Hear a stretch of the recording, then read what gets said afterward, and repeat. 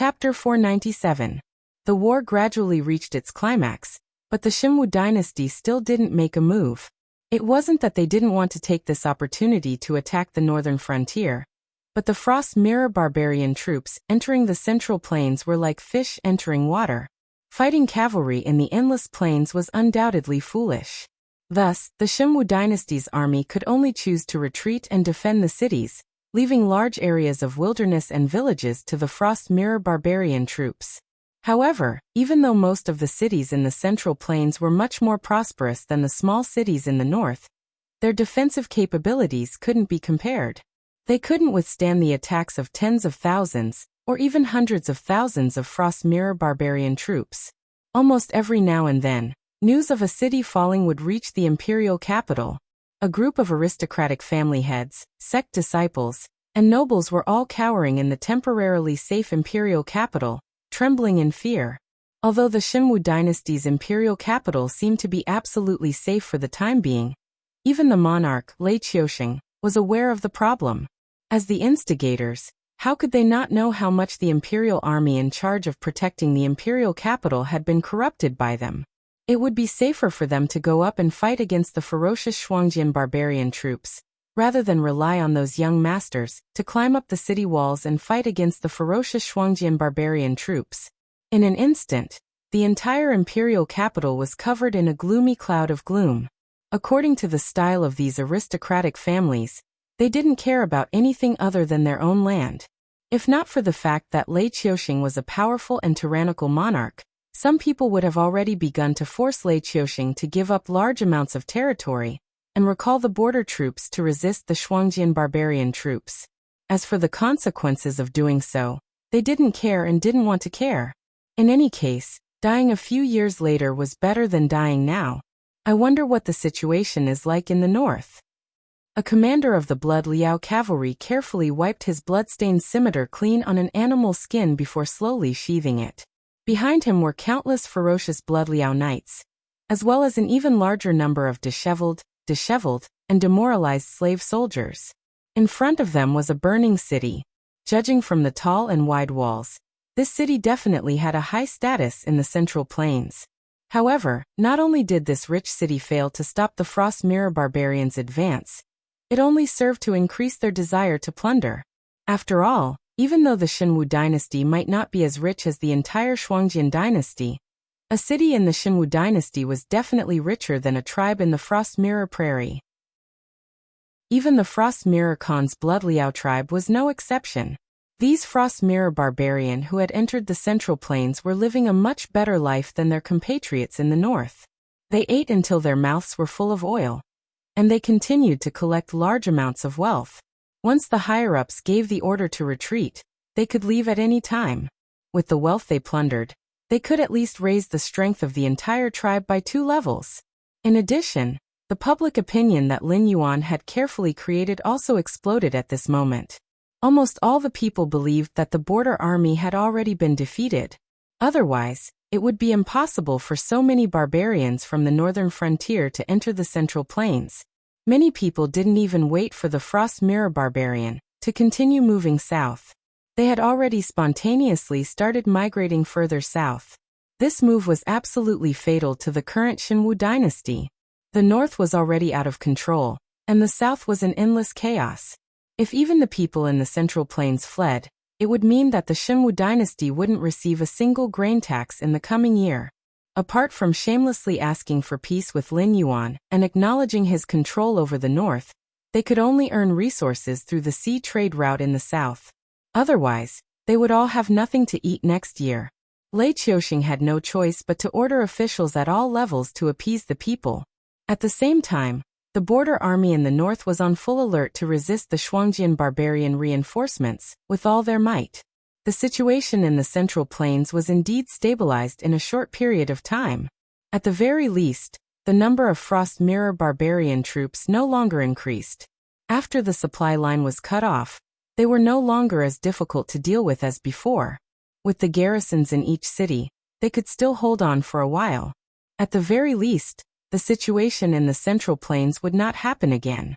But at the same time, they had also blocked the Frost Mirror barbarians' path to invade the northern frontier. This immediately reduced the pressure on the northern frontier. And the Frost Mirror barbarian invaders were right to complain about their allies, because it was the Shimwu dynasty that had cut off their supply line. There was no other way. After all, the place where the barbarians invaded was the source of the Wei River. If the defense line in the north remained open, these barbarians could cross the Wei River and enter the Central Plains at any time. Therefore, if they wanted to stop the Frost Mirror barbarians' attack, they couldn't leave any openings. This time, it could be said that Lei Qiushing had shot himself in the foot. Not only did he not cause the northern region to be unable to recover from this setback, but he had also suffered enough. Every day, he had a sickly look on his face and did not even attend court if he could. After all, once the officials gathered, there would always be an imperial censor who would come out to question him. Why were the 700,000 Frost Mirror barbarian able to bypass the border army's defenses and plunder the Central Plains? Why did the Shimwu dynasty suffer such heavy losses? Why didn't they send out a decent army to win 2 battles to vent their anger? Of course, Lei Qiushing wouldn't say that this was a plan he had prepared to kill 2 birds with 1 stone. First, he could let the Frost Mirror barbarian invade the north and delay Lin Yuan's annexation of the north. This would give him enough time to pacify the south or mobilize his troops to fight the northern frontier. In addition, Lei Qiushing had previously used his connections to transfer a group of Blood Liao Knights into the northern frontier. It was as if a knife was hanging over his head. He wanted to take advantage of this opportunity to reorganize the northern defense line and get rid of all the generals who were close to Lei Qiushing in one fell swoop before replacing them with trusted subordinates. But he didn't expect the Shuangjian barbarian to do this repeatedly. Not only did he want to attack the north, he didn't even let off his ally. After all, Lei Qiushing couldn't announce that all this was because of his own mistakes, could he? In that case, how could he still be the emperor? Moreover, as a political expert, Lei Qiushing could naturally see the real side of the matter from the layers of appearances. For example, the seemingly sharp questions of the imperial censor were actually just a prelude. Once the time was right, those aristocratic families would force him to cede a large amount of land to the Shuangjian dynasty and the Qingjiang dynasty in exchange for peace. Anyway, the one who would lose was the Shimwu dynasty, not the aristocratic families. Now that the Shimwu dynasty was in danger, if they continued to support Lei Qiushing to fight on 2 fronts, and at the same time become enemies with the northern frontier, the inheritance of the aristocratic families that had been passed down for hundreds, or even thousands of years would be destroyed in their hands. Of course, after this main goal was achieved, they would propose to withdraw the troops in various regions. It seemed that they wanted to reduce the expenditure of the national treasury, but in fact, they wanted Lei Qiushing to disperse his cultivation and gradually lose the ability to suppress the aristocratic family's troops. Chapter 498. This was the main reason why Lei Qiushing detested the aristocratic families. Lin Yuan was thinking of ways to eliminate different voices at the northern frontier. However, within the Shimwu dynasty, various factions were thinking of ways to weaken Lei Qiushing's power. They didn't seek to pull Lei Qiushing down from the throne, but at least they wanted to prevent Lei Qiushing from killing them as he wished. Of course, people were greedy and insatiable. Once they weakened Lei Qiushing's power step by step, the next thing they would do would be to covet the sacred artifacts and experience the feeling of taking turns to be the emperor. Lei Qiushing was even a little envious of Lin Yuan. Although the northern frontier wasn't big, after a series of purges and suppression, the entire northern frontier was under Lin Yuan's control. If he wanted to fight a war, it would be fought. If he wanted to fight a war, it would be fought for as long as he wanted. No one dared to say anything. This was because the aristocratic families in the northern frontier were relying on Lin Yuan to survive. Once Lin Yuan fell from power, the entire northern frontier would be weakened and destroyed. This kind of method of attaching an entire force to a single person was extremely stupid. Once there was no outstanding successor, then the speed of the force's growth would be the same as the speed of its collapse. Lei Qiushing knew that this method was stupid, but he still dreamed of becoming such an emperor. However, he was helpless. Back then, he was able to ascend to the throne by relying on his military power. However, with the abilities of those big shots, It was impossible for them to govern the region. Therefore, he could only use a large number of talents from the aristocratic families and sections. This resulted in the current situation where he couldn't get rid of his subordinates. Zhang Xiu, Lei Qiusheng, who was pacing back and forth in Yangxin Palace Hall, subconsciously called out. However, a trace of sadness quickly appeared on Lei Qiusheng's face. That person was no longer here. Actually, putting aside the fact that he was a surviving member of the Jiao clan, Zhang Xiu had done his best under Lei Qiusheng.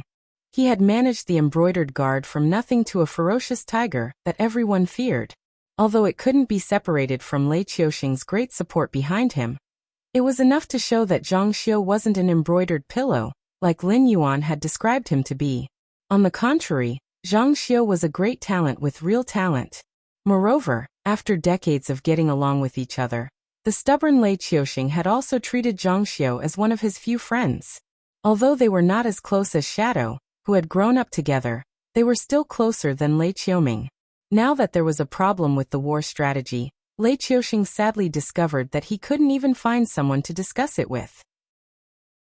After a while, Lei Qiusheng walked out of Yangxin Palace Hall with bloodshot eyes and strode to the yamen of the Servants' Administration. "Greetings, Your Majesty." The Servants' Administration wasn't just one of the two intelligence agencies in Lei Qiusheng's hands. It was also a place that trained eunuchs and palace maids to serve the imperial family, nobles, and even high-ranking officials. For people born in this place, they had to remember the faces of even the students who had passed the imperial examinations, but hadn't had the chance to be promoted. How could they be blind when facing Lei Qiusheng, the ruler of a country? Lei Qiusheng waved his hand, indicating for the eunuchs and palace maids to stand up. At the same time he asked, "Where is my Shen Linjun now? How long will it take for him to return?" However, the response to Lei Qiusheng was a deathly silence. Suddenly, Lei Qiusheng's heart skipped a beat. There was even a hint of panic on his face. As his trump card, Shen Linjun's importance to him was self-evident. If something happened to Shen Linjun, not to mention the covetous eyes of the two empires, even Lin Yuan could step on his head and abuse his power. "Speak." Lei Qiusheng fiercely stomped his foot, shattering a white jade tile as he roared in annoyance. An old eunuch with snow-white hair trembled as he knelt on the ground. He said bitterly, "Your Majesty, after Shen Linjun received Your Majesty's decree, he was stopped by Eunuch Tai before he could leave. I'm afraid he won't be able to return in a short period of time." Hearing that his shadow had left Shen Linjun in the south at such a time of crisis, Lei Qiusheng's face didn't reveal any strange expression. However, his heart grew heavier and heavier. This was because the shadow's action meant that there was an even bigger mess in the south. It was no longer a problem that could be solved by killing Lei Qiusheng or wiping out a few aristocratic families. The old eunuch quietly raised his head. When he saw that Lei Qiusheng hadn't delivered the goods, he lowered his head again and said, "According to the news that Eunuch Tai sent a while ago, those evil cultists who were banished overseas have now returned to the south to preach. Currently, a large number of people have already joined them. Eunuch Tai said that there are countless rebel armies in the south. There is no army that can be trusted. Only Shen Linjun, who is loyal to Your Majesty to the death, can take on this great responsibility and eliminate those evil cultists." Evil. Teach. Disciple. The moment these three words appeared, Lei Qiusheng only felt that his brain had exploded with a buzzing sound. His vision instantly turned white. As the actual ruler of the Shenwu dynasty, he knew too many secrets that others didn't know. He was very clear that the top forces who called themselves the Guardians of the Heavenly Gates were mortal enemies with these evil cultists. It wouldn't be an exaggeration to say that both sides had an irreconcilable hatred.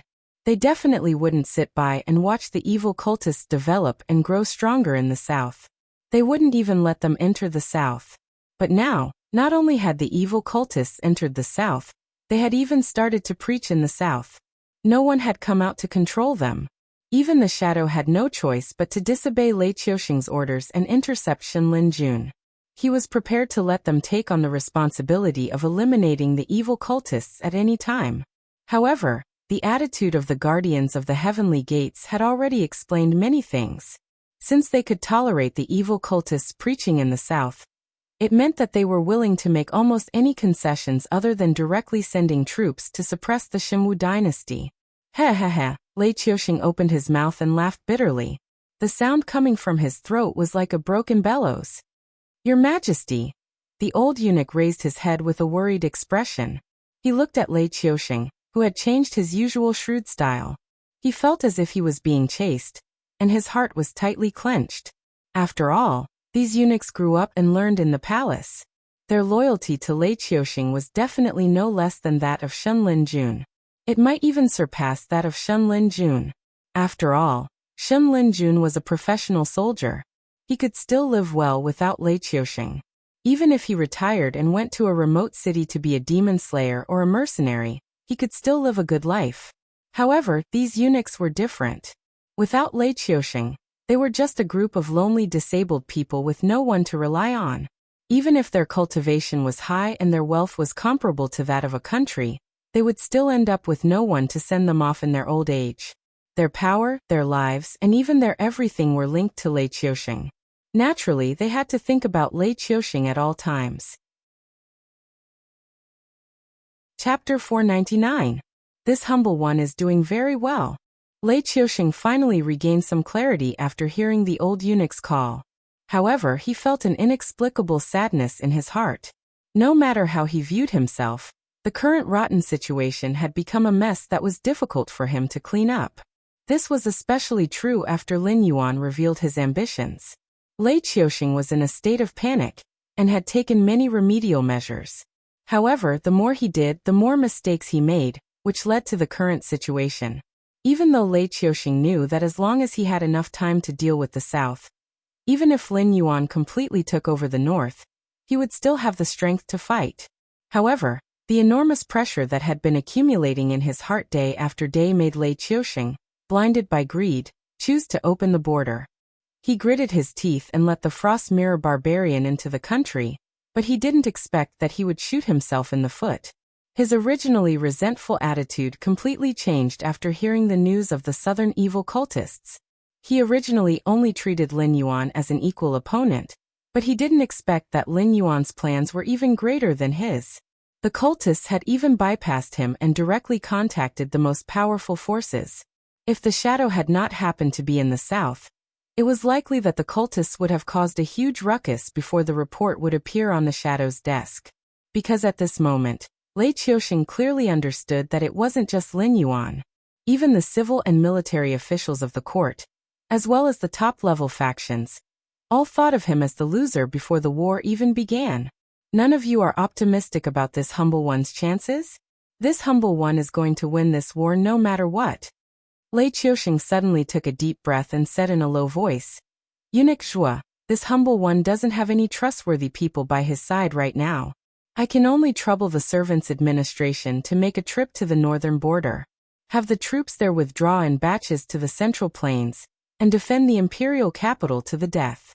Without this humble one's orders, no one is allowed to fight on their own. Those who disobey will have their entire family executed. The old eunuch called Eunuch Zhuo was shaken. He looked at Lei Qiusheng in disbelief, as if this was the first time he had met this person. I am very clear-headed now. I know the consequences of doing so. Lei Qiusheng gritted his teeth and fiercely said, Didn't they look down on me? They want this humble one's beautiful country, but this humble one will not give it to them. Even if they are lucky enough to beat this humble one this time, this humble one will leave them with a terrible mess. Yes. Eunuch Zhuo lowered his head again and pressed his forehead against the ground, trying to control his emotions. He wasn't sure what Lei Qiusheng was feeling right now, but he was sure that Lei Qiusheng wasn't clear-headed at the moment. Otherwise, he wouldn't have made such a decision that harmed others without benefiting himself. He wouldn't have chosen to give up on all his plans at this time. However, Eunuch Zhuo did not have Eunuch Tai's cultivation, nor did he have Zhang Xiu's forbearance, nor did he have Li Zhong's wisdom. He was just a loyal official, a foolish loyal official. Thus, even though he knew that Lei Qiusheng's decision was wrong, Eunuch Zhuo did not speak up to dissuade him. On the Frost Mirror grassland far away from the Shimwu dynasty, in the royal tent of the Xiuliao tribe, a man who seemed to be in his 30s was holding a book in his left hand, and a white stone in his right. His brows were furrowed as he sat in the tent in deep thought. But he was the only person in the tent. No one knew who he was playing Go with, or what he was thinking about. The man's skin was white and delicate, as smooth as milk. He didn't seem like a child of the grassland who had been tempered by the sun and wind day and night. Instead, he seemed like one of those scholarly Confucian disciples from the south of the Shunwu dynasty. He even wore a moon-white brocade robe, the style of which had been popular in the Shunwu dynasty last year. However, the material used was even more luxurious and expensive than the vast majority of high-class cloth shops. One could tell at a glance that it was no ordinary item. Even more inconceivable was that the book in the man's hand was not some incomprehensible Go manual, nor was it a Confucian classic. Instead, it was a book that could be seen everywhere on the northern frontier, and that no one dared to disobey. The new laws of the northern frontier. Third Prince, the Blood Eagle, has sent back a message. A frost mirror barbarian wearing a leather coat and iron armor placed a stack of parchment in front of the man. Without waiting for him to speak, the frost mirror barbarian cupped his fists and left the tent. The man acted as if he hadn't heard anything. His brows were still furrowed as he pondered for an incense stick's worth of time. Suddenly, his eyes lit up, and he gently placed the white stone in his hand on the chessboard. The entire chessboard instantly came to life. The white stone that had been in a disadvantageous position suddenly twisted and turned into a killing move. At this point, the man finally put down the book in his hand. He stood up and walked to a copper basin to wash his hands with water. Then he used a piece of dry animal skin to wipe the water off his hands. Only then did he return to his soft couch and sit down. He picked up the stack of parchment and began to read. It wasn't until he finished reading the last parchment that the man slowly exhaled and murmured, "He's gone mad." The Blood Eagle was an intelligence agency that he had set up himself. However, Frost Mirror Barbarian wasn't good at intelligence. Even if he disguised himself, his skin and demeanor were completely different from those who lived in a world where birds sang and flowers bloomed. Therefore, there were very few secret agents and spies in the Shuangjian dynasty. Even if there were a few similar organizations, they were short-lived. They were either destroyed in an instant or slowly fell into a useless state. Even though his Blood Eagle could hide in the Shunwu dynasty, it still couldn't obtain first-hand information. This was also the reason why he could slowly think of a way to solve the chessboard after receiving the information about the Shunwu dynasty. However, based on this outdated information, he could draw several conclusions. Firstly, his valiant 13th brother was already confirmed dead. Second, the strength of the northern frontier was far beyond their imagination. It was estimated that none of the people who entered the north this time could come out.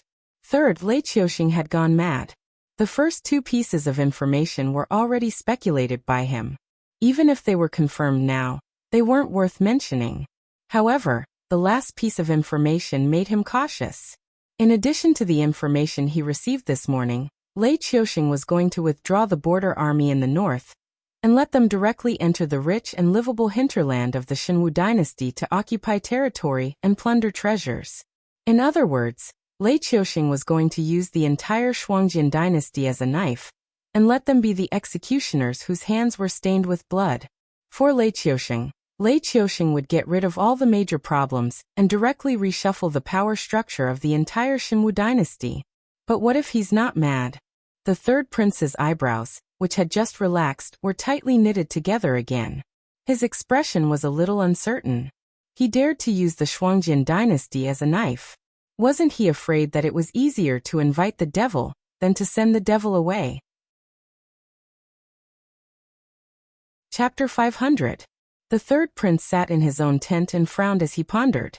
After a while, he realized that something was not right. How did Lei Qiuxing end up like this? It was because the Qingjiang Empire and Shuangjian Empire had joined forces with the Hengduan Mountains and the Dragon Palace of the Four Seas to attack the Shunwu dynasty at the same time.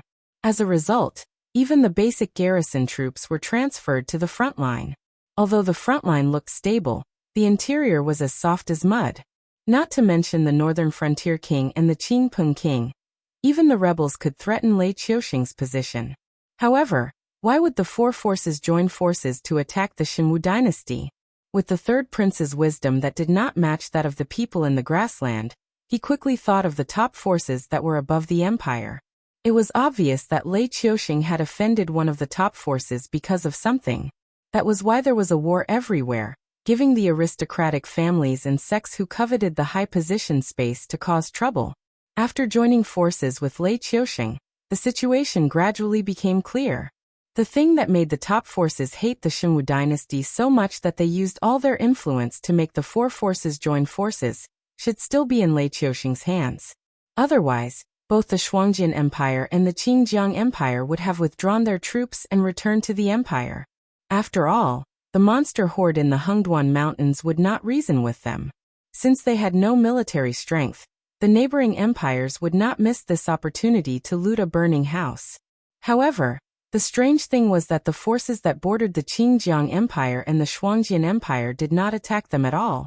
It was only after they attacked the northern frontier that the monster horde broke out on the Shuangjian grassland again. All the signs pointed to the fact that the item was still in Lei Qiuxing's hands. Also, the reason why he dared to take the risk was that the item could help him turn the tables after his plan of driving the wolves to devour the tigers. He could destroy the Frost Mirror cavalry that invaded the Xinwu dynasty. Thinking of this, the third prince's forehead was instantly covered in a fine layer of cold sweat. Shakily standing up from his soft couch, the third prince walked step by step towards the door of the tent. This was not because his body was weak. On the contrary, the fact that he was able to maintain his fair and smooth skin on the Frost Mirror grassland was not because he was talented. Rather, it was because the third prince had cultivated at a terrifying speed since he was a child. He was only in his 30s, but he had already reached the Heaven Star realm. With his stellar energy protecting his body, he was naturally impervious to the cold wind. In terms of cultivation alone, the third prince was probably the strongest of the Frost Mirror Khagan's many sons. Unfortunately, leading an army into battle did not depend on the cultivation of the general. There were many other factors that had to be considered. Although the third prince was not inferior to the 13th prince in terms of strategy and adaptability, the third prince was not inferior to the 13th prince in terms of motivation, morale, and courage. Therefore, the 13th prince was Batalu, and the third prince was just the third prince. Your Highness, why are you? The two Bloodspan knights in charge of guarding the tent paled when they saw the third prince walk out of the tent.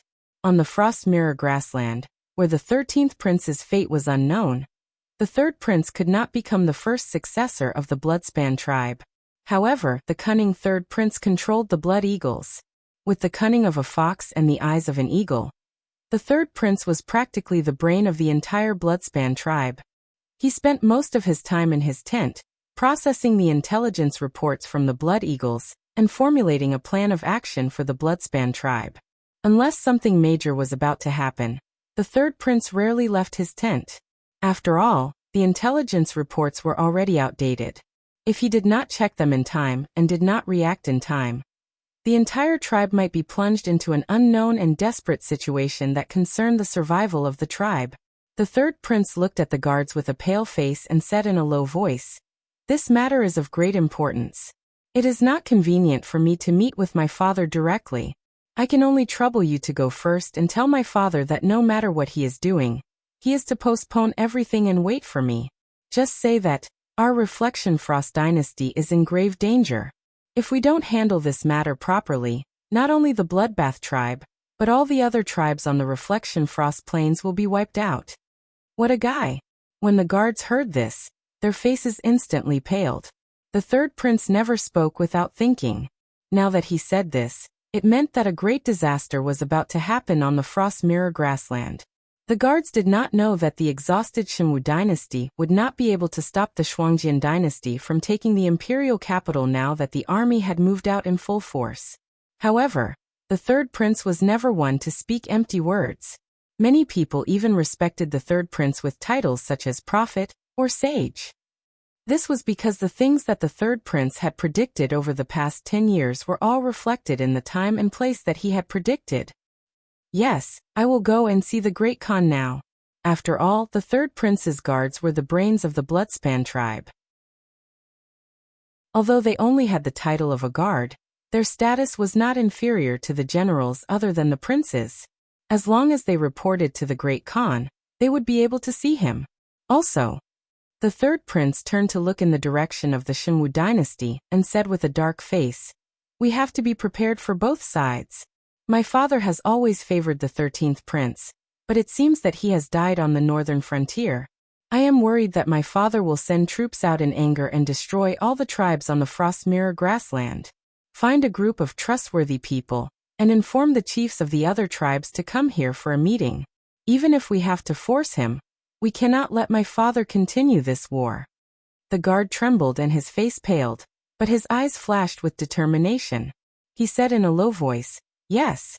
Everyone knew that Shuangjian Khan favored the 13th prince. However, they were both Shuangjian Khan's sons.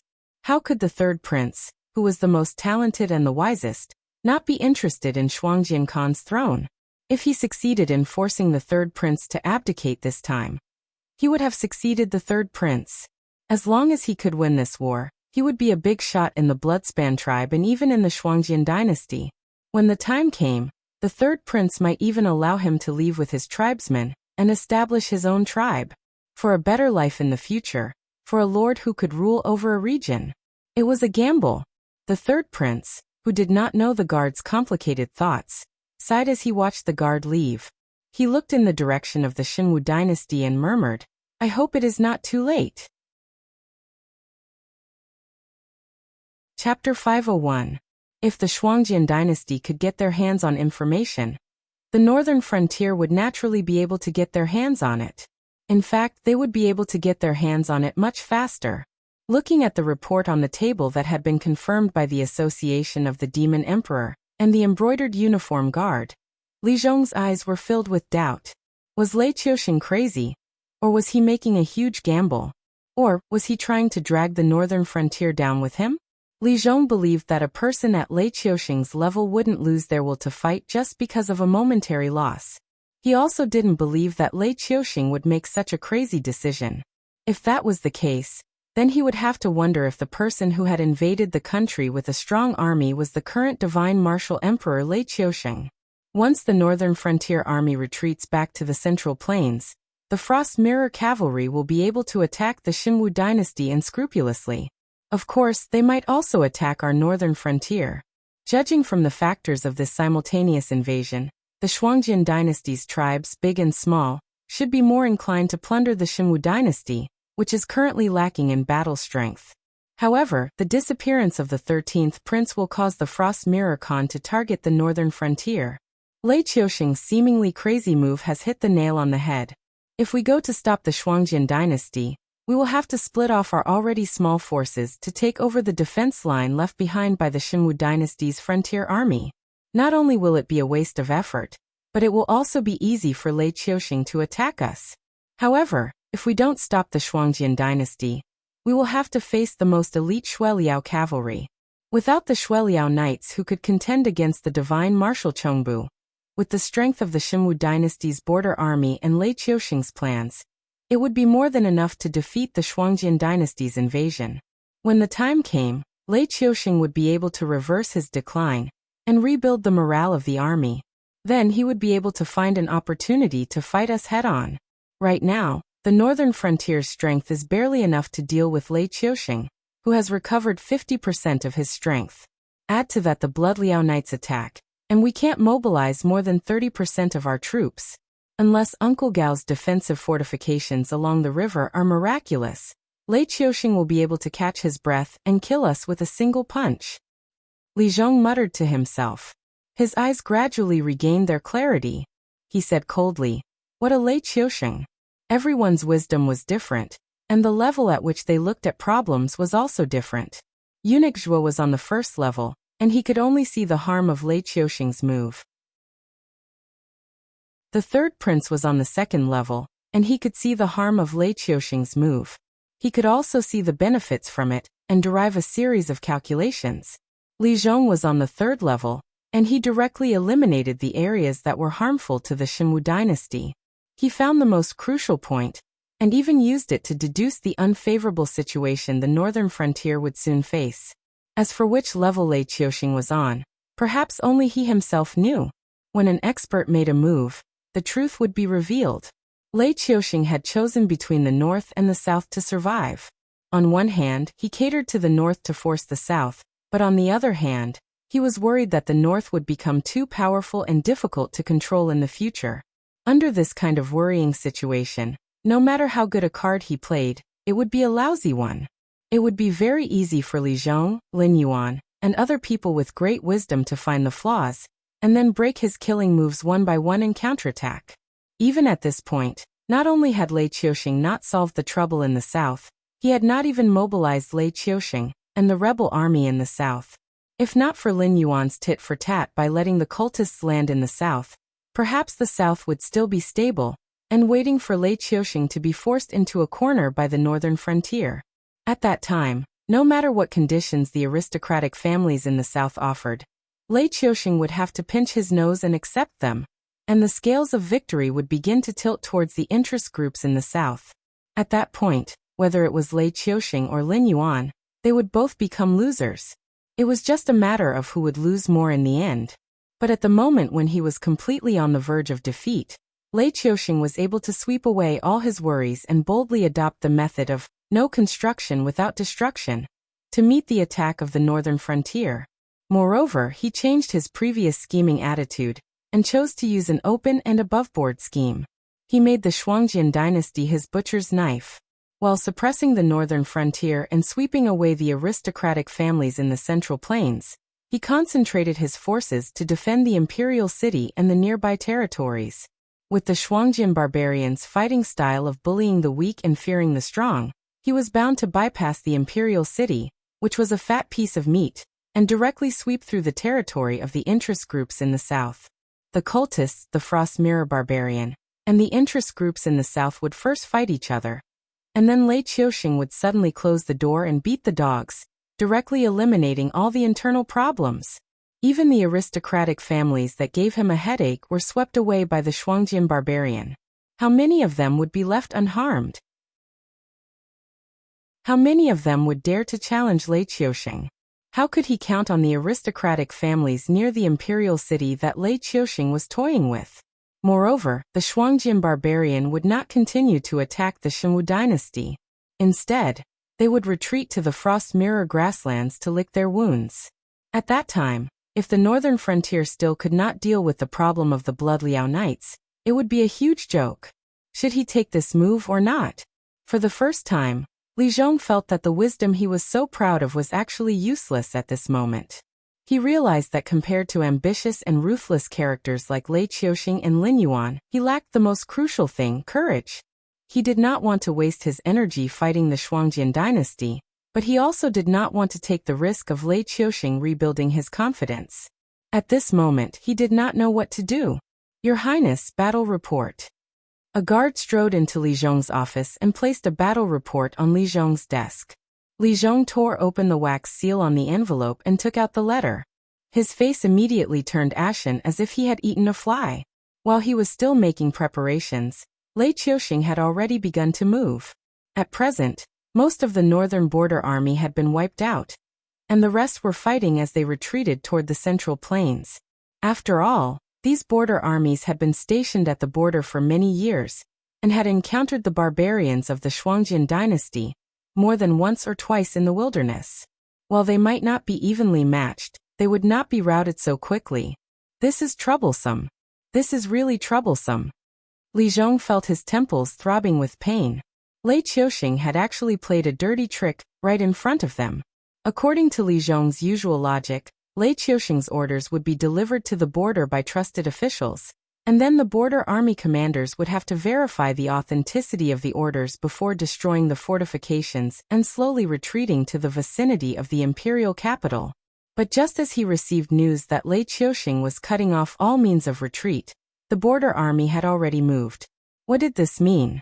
It meant that Lei Qiuxing had given the Northern Frontier Intelligence Agency a vicious slap to the face. Chapter 502. Lei Qiuxing's order had already bypassed the intelligence system of the northern frontier and reached the border army. He pretended to be in the servants' administration, just to confuse the intelligence agency of the northern frontier. He wanted Li Zhong and the others to think about it for a while when they received the message. Then he would take advantage of the time to mobilize the border army. In this way, no matter how fast the northern frontier's response was, it would be a joke. Because the border army had started to retreat in an orderly manner. Could the northern frontier attack the border army under the pressure of the Shuangjin barbarian and cut off their retreat? If the northern frontier really had that kind of strength, how could they be forced to this step? At the same time, it was also a challenge. How many troops do we have left? Li Zhong looked up at the guard who didn't have time to retreat, looking very gloomy.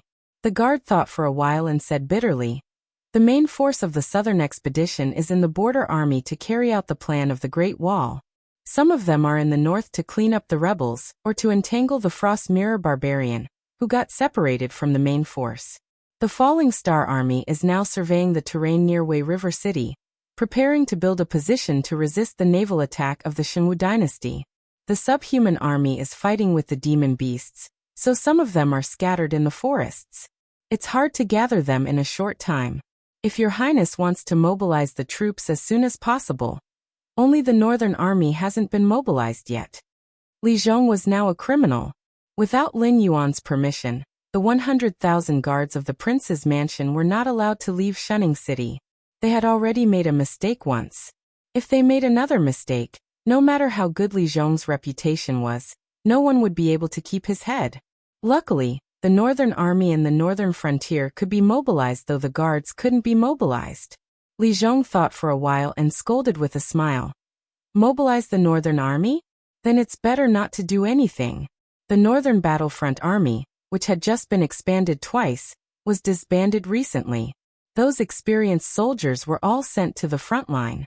Even the soldiers we lost in the rebellion of the Three Cities were sent from the Northern Battlefront Army.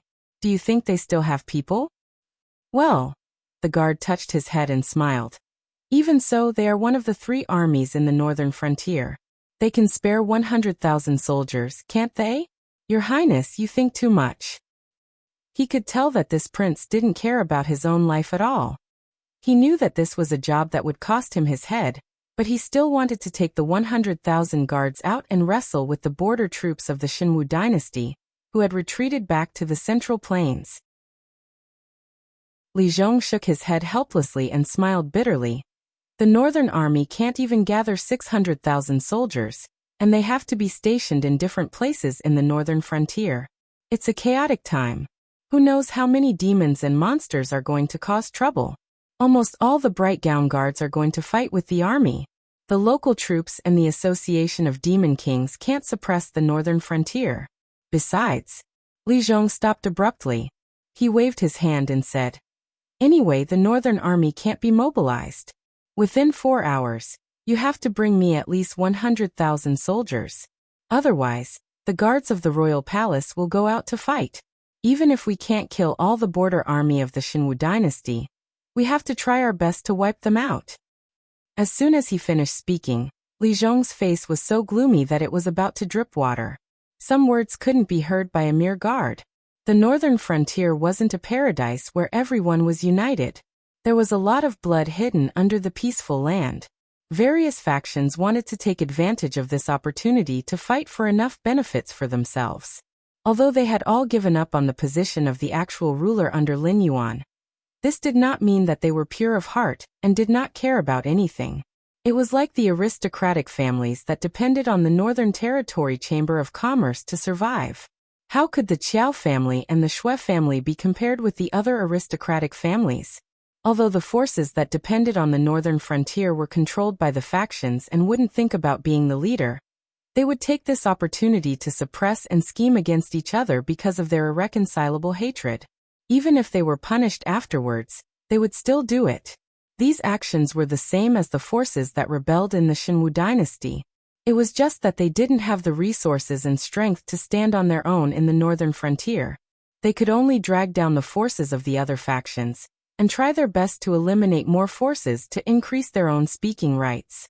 Usually, the Northern Frontier looked peaceful on the surface. However, at this critical moment, no one could be sure whether they were loyal or not. Li Zhong didn't know who he could trust. He could only let them work together according to their original factions, and try his best to avoid infighting. However, there were some ticking time bombs that he had to guard against. For example, Zhang Qilin. The guard had a bitter expression on his face.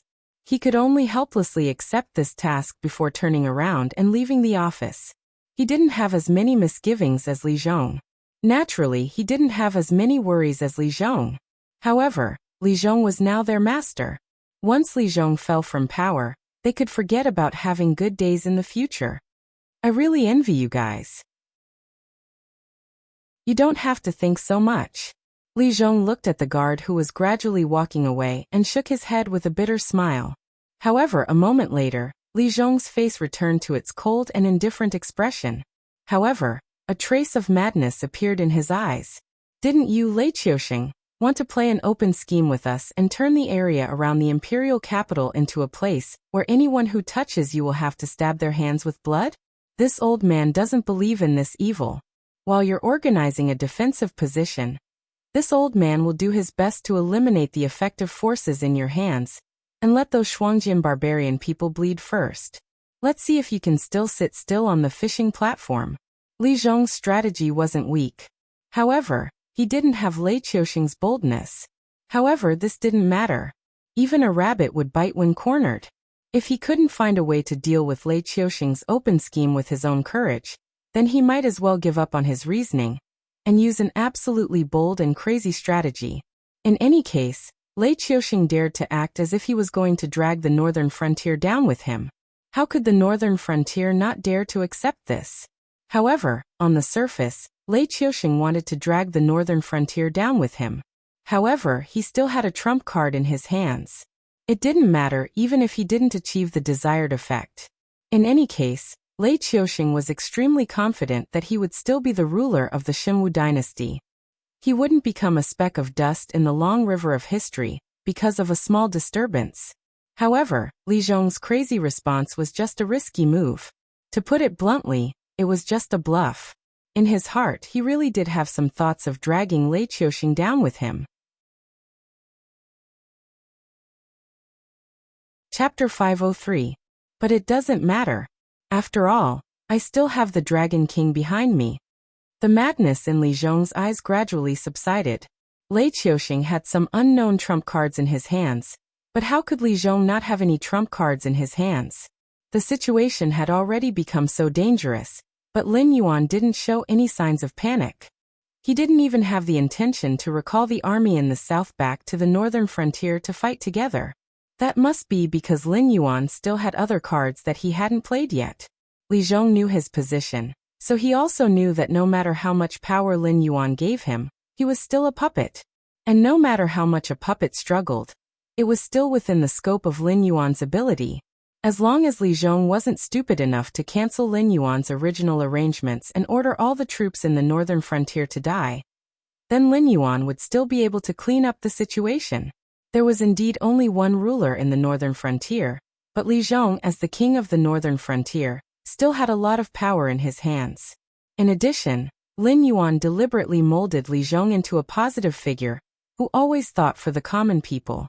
Anything that was beneficial to the people in the northern frontier would be credited to Li Zhong. The dirty work was basically done by people like Luo Su, Shi Dong, and Xia Xiyu. This was because Lin Yuan was very clear that the law of the jungle could be absolutely observed in the Hengduan Mountains. But outside the Hengduan Mountains, when dealing with these people, he had to consider everyone's feelings from all aspects.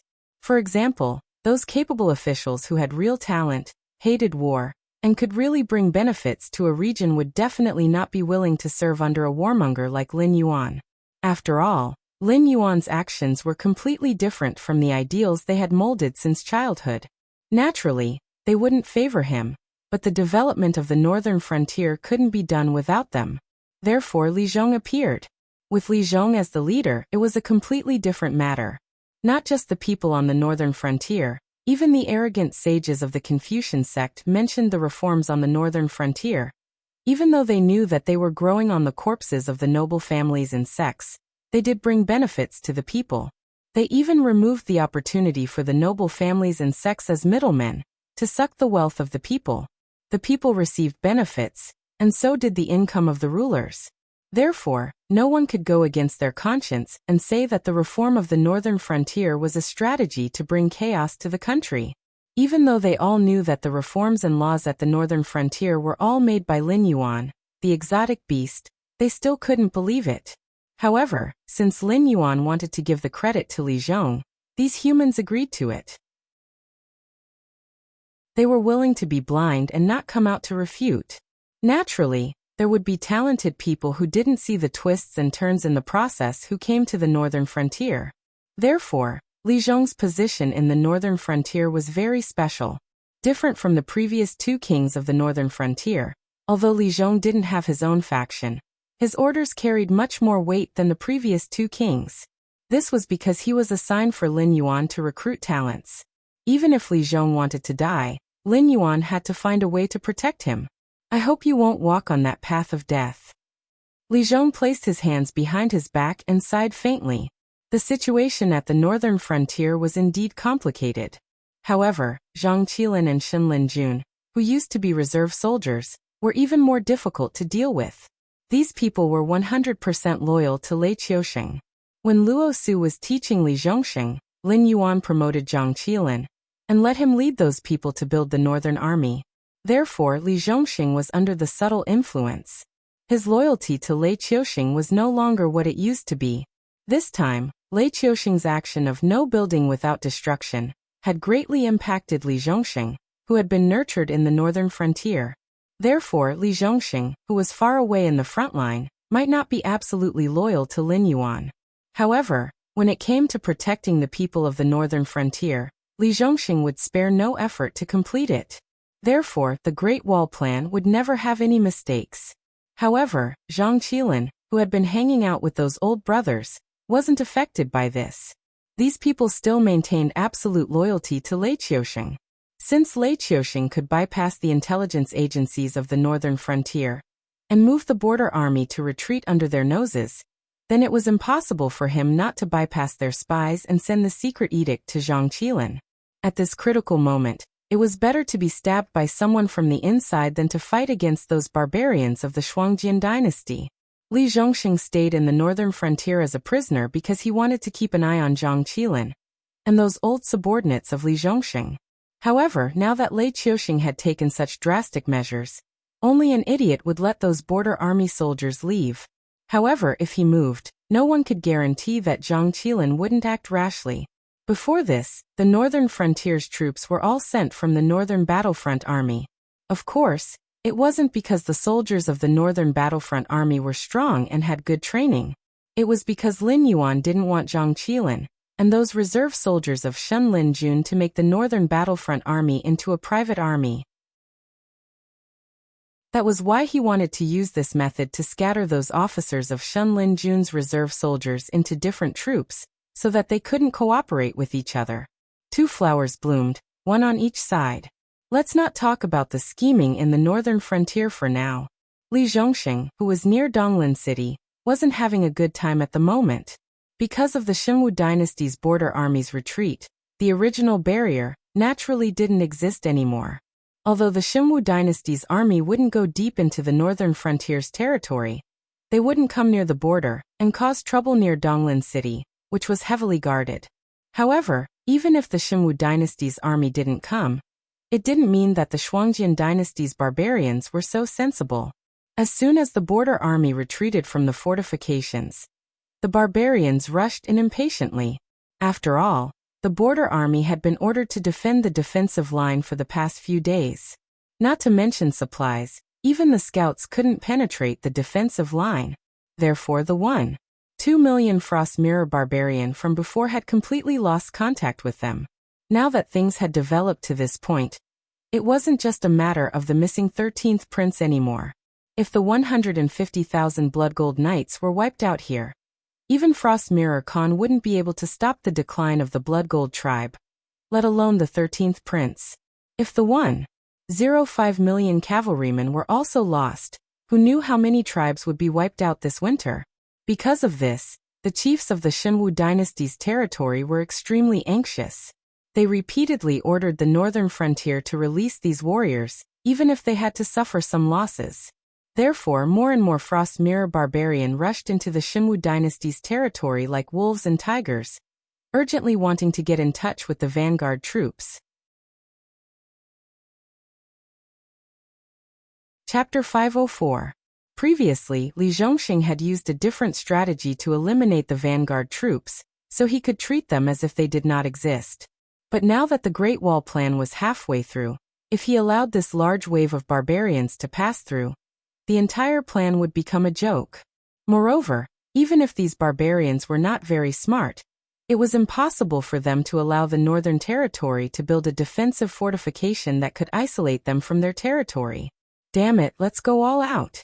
Li Zhongxing unsheathed the long sword at his waist and said fiercely, "Don't panic.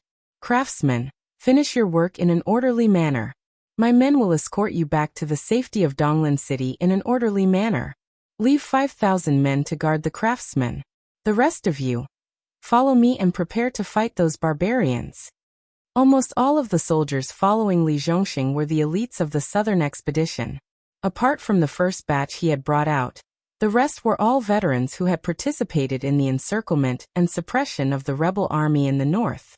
Although the quality of their battle was not up to par, they had still been honed on the battlefield. These soldiers naturally exuded the aura of an invincible army. The Shuangjian barbarian army arrived in an instant, but they did not break through the enemy's formation and charge immediately. Instead, they set up camp 15 li away from Donglin City, seemingly intending to engage in a tug-of-war with Li Zhongxing's headquarters. This was the first time the two sides had met.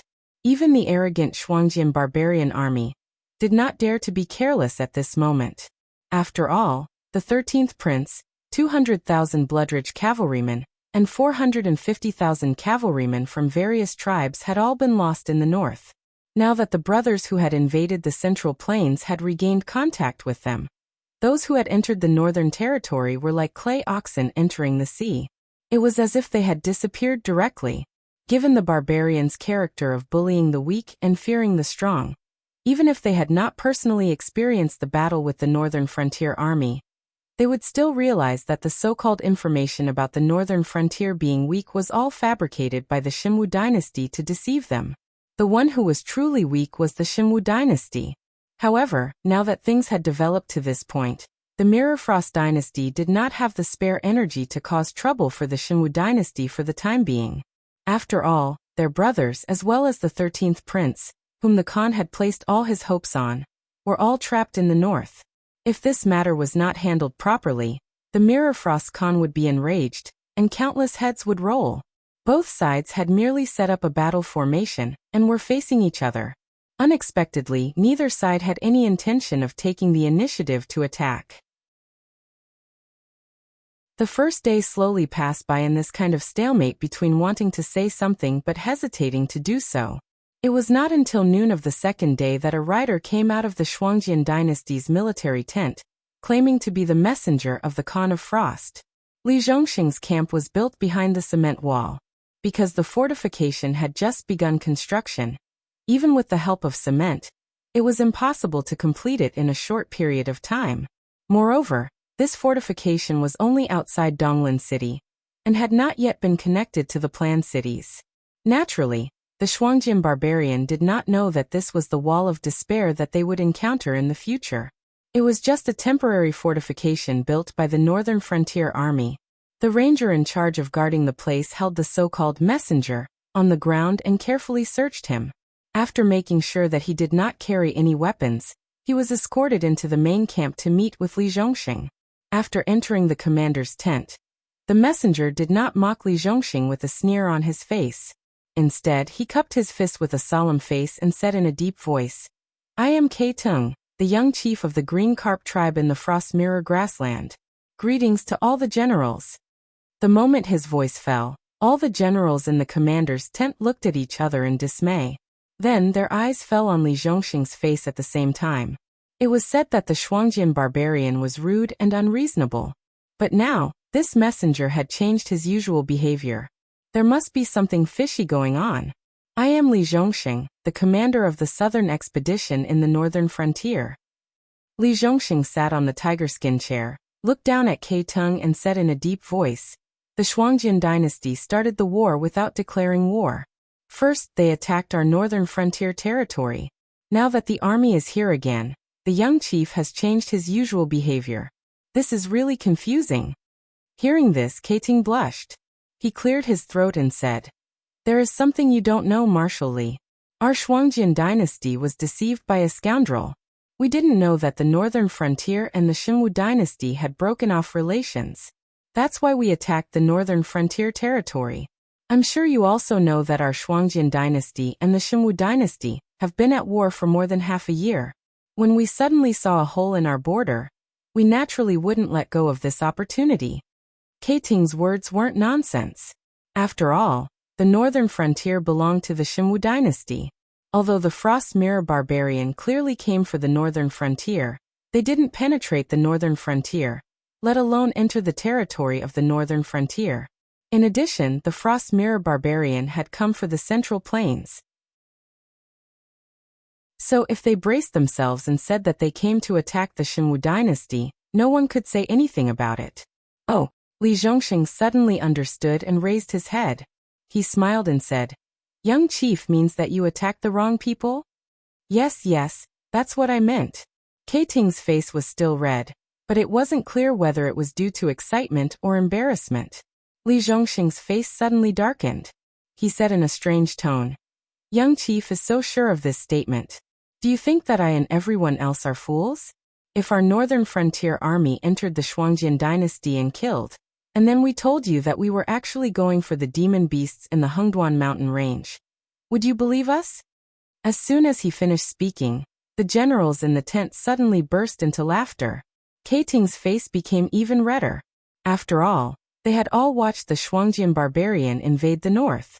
They didn't even look at them, who were disguised as the Xinwu dynasty's troops, and directly rushed to the northern frontier. If the Shuangjian dynasty really came for the Xinwu dynasty, how could they let go of the cities and troops in the north? Donglin City was intact, and they were unharmed. This was a ruthless slap to the Shuangjian dynasty's face. This is not the same. Kei Tung's face alternated between green and red. He whispered, "Your northern frontier army can directly enter the Hengduan mountain range. Why do you need to use our Frost Mirror grassland?" Li Zhongxing smiled and shook his head. He mocked, "Then why can't your Frost Mirror cavalry gather their forces and directly attack the Central Plains and take over the imperial capital? Why do you have to divide your forces to attack our northern frontier territory? You can divide your forces, but can't we?" Kei Tung's chest rose and fell violently. He stared fiercely at Li Zhongxing, but he couldn't spit out a single word. In terms of sharp tongues, even 100 of him wouldn't be a match for these people. But now he had to lower his head. Chapter 505. You're being bullied to this extent and you're still not angry? As Li Zhongxing mocked Kei Yan, his eyes flashed with a sharp light as he began to secretly plan. The Shuangjian dynasty hasn't changed much, but they also have experts on their side. They know that Lei Qiuxing wants to use them to clean up the families and sects of the Xinwu dynasty and suppress us at the same time. When the matter is almost done, Lei Qiuxing will make his move. At that time, those Shuangjian barbarian in the south of the Xinwu dynasty won't be able to come out. Therefore, they can only set their sights on the northern frontier, hoping to liberate their forces from our side, and ensure that the Shuangjian dynasty won't be greatly damaged by Lei Qiuxing's scheme.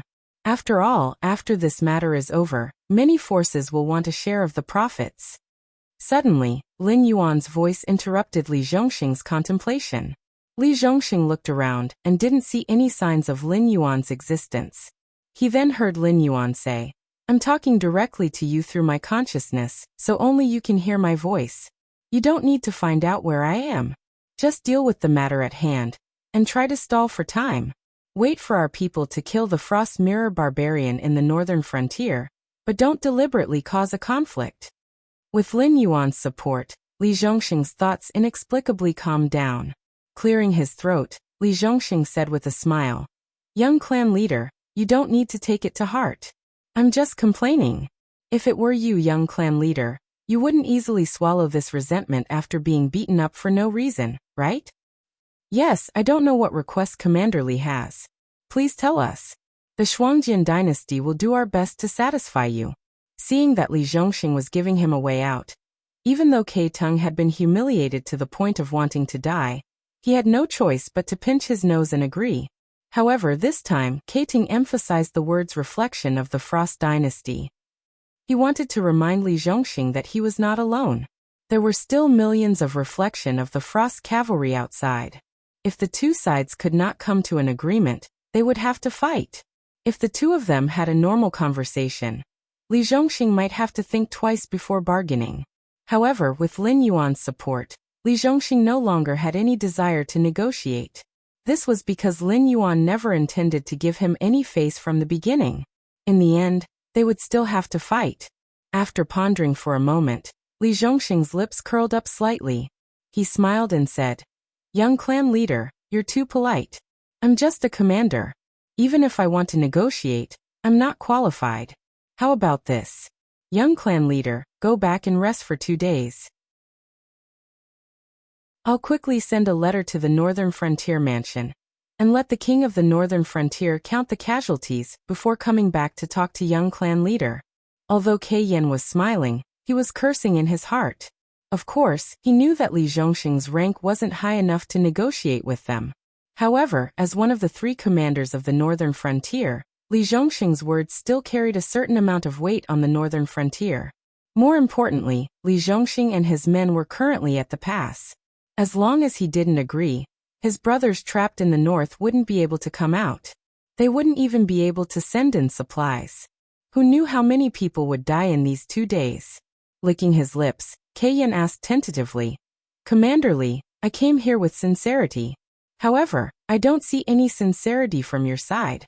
How about you open a path and let the warriors of the Shuangjian dynasty, who mistakenly entered the northern frontier, return home?" Almost instantly, Li Zhongxing heard 2 cold snorts. One voice came from Lin Yuan, and the other voice came from a middle-aged scholar in a gray robe in the tent. The middle-aged scholar cupped his fists toward Li Zhongxing, then looked at Kai Yan with a gloomy face and said in a cold voice, "Warriors? Those barbarians may seem like warriors to you, but in the eyes of the northern frontier, they are complete sinners. This young master, your Shuangjian dynasty, wantonly invaded our northern frontier, committing all kinds of crimes. Now that you see that the situation isn't right, you send someone over to say a few words and want us to let them go? Isn't the price of invading our northern frontier a little too low?" "You are?" The corners of Kai Yan's mouth twitched as he gloomily stared at the middle-aged scholar. After all, Li Zhongxing's army was blocking the path that they had to pass through. No matter what, he was a mountain that could not be bypassed. The Shuangjian dynasty did not want to waste their military power in such a meaningless place, so they naturally had to say all they could. However, if it was someone else who came to talk to him, he would not be so good-tempered. If it were not for the fact that this middle-aged scholar was Li Zhongxing's subordinate, he would have already brandished his blade and cut him down. "Chen family of Taizong, Chen Zifang." The middle-aged scholar coldly stared back at Kai Yan without the slightest hint of panic in his eyes. Chen Zifang was a traitor on the side of the aristocratic families during the rebellion of the 3 cities. He might not be first-rate in terms of cultivation or strategy, but his insight was unparalleled. From the moment the Northern Frontier Prince's residents began to carry out military orders, he understood one thing. Lin Yuan had no intention of letting go of the Shuangjian dynasty's cavalry that had entered the Northern Frontier. In other words, Lin Yuan's original intention was to completely fall out with the Shuangjian dynasty. With such a style, either Lin Yuan was not worried about the Shuangjian dynasty's revenge, or he had something that could threaten the Shuangjian dynasty. Coupled with Li Zhongxing's current attitude, how could Chen Zifang, who had already seen through everything, not jump out and make his presence known in the eyes of the Dragon King? "Never heard of you. But then again, you don't have the right to talk to me." Kai Yan disdainfully shook his head and sneered. "Do you think that the Shuangjian dynasty is weak and easy to bully just because I say a few words? Do you really want us to break into this weak camp of yours and hold our swords to your necks before you're willing to talk?" The Shuangjian dynasty's soldiers were used to being rude. After Ke Yin finished speaking, he felt that he had finally vented the anger in his heart. Especially after he finished speaking, the generals in the tent no longer dared to say anything else, especially the more timid ones. At this moment, a thin layer of cold sweat had even seeped out of their foreheads. Seeing this scene, Ke Yin felt even more confident. After all, not wanting to lose manpower was one thing. The main reason the Shuangjian dynasty's army was willing to stop and negotiate with Li Zhongxing was because this army was at its peak and had an oppressive aura. Once the two sides started fighting, the Shuangjian dynasty's army might not be able to gain much of an advantage. But now he realized that although the soldiers below were full of fighting spirit, the generals who made the decision might not have the courage to fight to the death with the Shuangjian dynasty. Clang! Before Ke Yin could feel smug for long, Li Zhongxing stood up from his tiger-skin chair and drew his personal guard saber. He walked over to Ke Yin with a majestic gait, his eyes blooming with killing intent. Since young clan leader has said so, then let's talk after we fight. Chapter 506. As soon as Li Zhongxing's challenge ended, the generals and strategists in the tent no longer hesitated. They all stared at Ke Tung like hungry wolves as if he was a piece of juicy pork. Just being stared at by the generals made Ke Tung break out in a cold sweat. He originally thought that these generals of the southern expedition were unwilling to go to war with the dual-sword dynasty. However, after Li Zhongxing spoke, their sudden change in attitude revealed the problem. They weren't afraid of going to war with the Shuangjian dynasty. Instead, they were worried that the crime of going to war with the Shuangjian dynasty at the northern frontier would fall on their heads. By then, no matter who won or lost, there would be rivers of blood on both sides. Whoever started the war would be the sinner. Now that Li Zhongxing had taken on the responsibility, they naturally didn't have any scruples. After all, they were all soldiers. Ke Tung could also understand the attitude of the generals of the southern expedition. If they didn't go to war, how long would they have to endure before they had the chance to be promoted? Marshal Li, you'd better think this through. The Reflection Frost dynasty has come with sincerity. As long as you release our people, we can negotiate any compensation you want. But if you insist on not giving way, we'll carve out a path of blood to bring our brothers home, even if we have to kill you. Ke Tung swallowed his saliva as he sensed the shocking killing intent from Li Zhongxing. His face turned slightly pale. Putting aside the fact that his cultivation wasn't as good as Li Zhongxing's, even if he could defeat Li Zhongxing in a one-on-one fight, there were still the generals of the northern frontier, and close to 1 million soldiers of the southern expedition.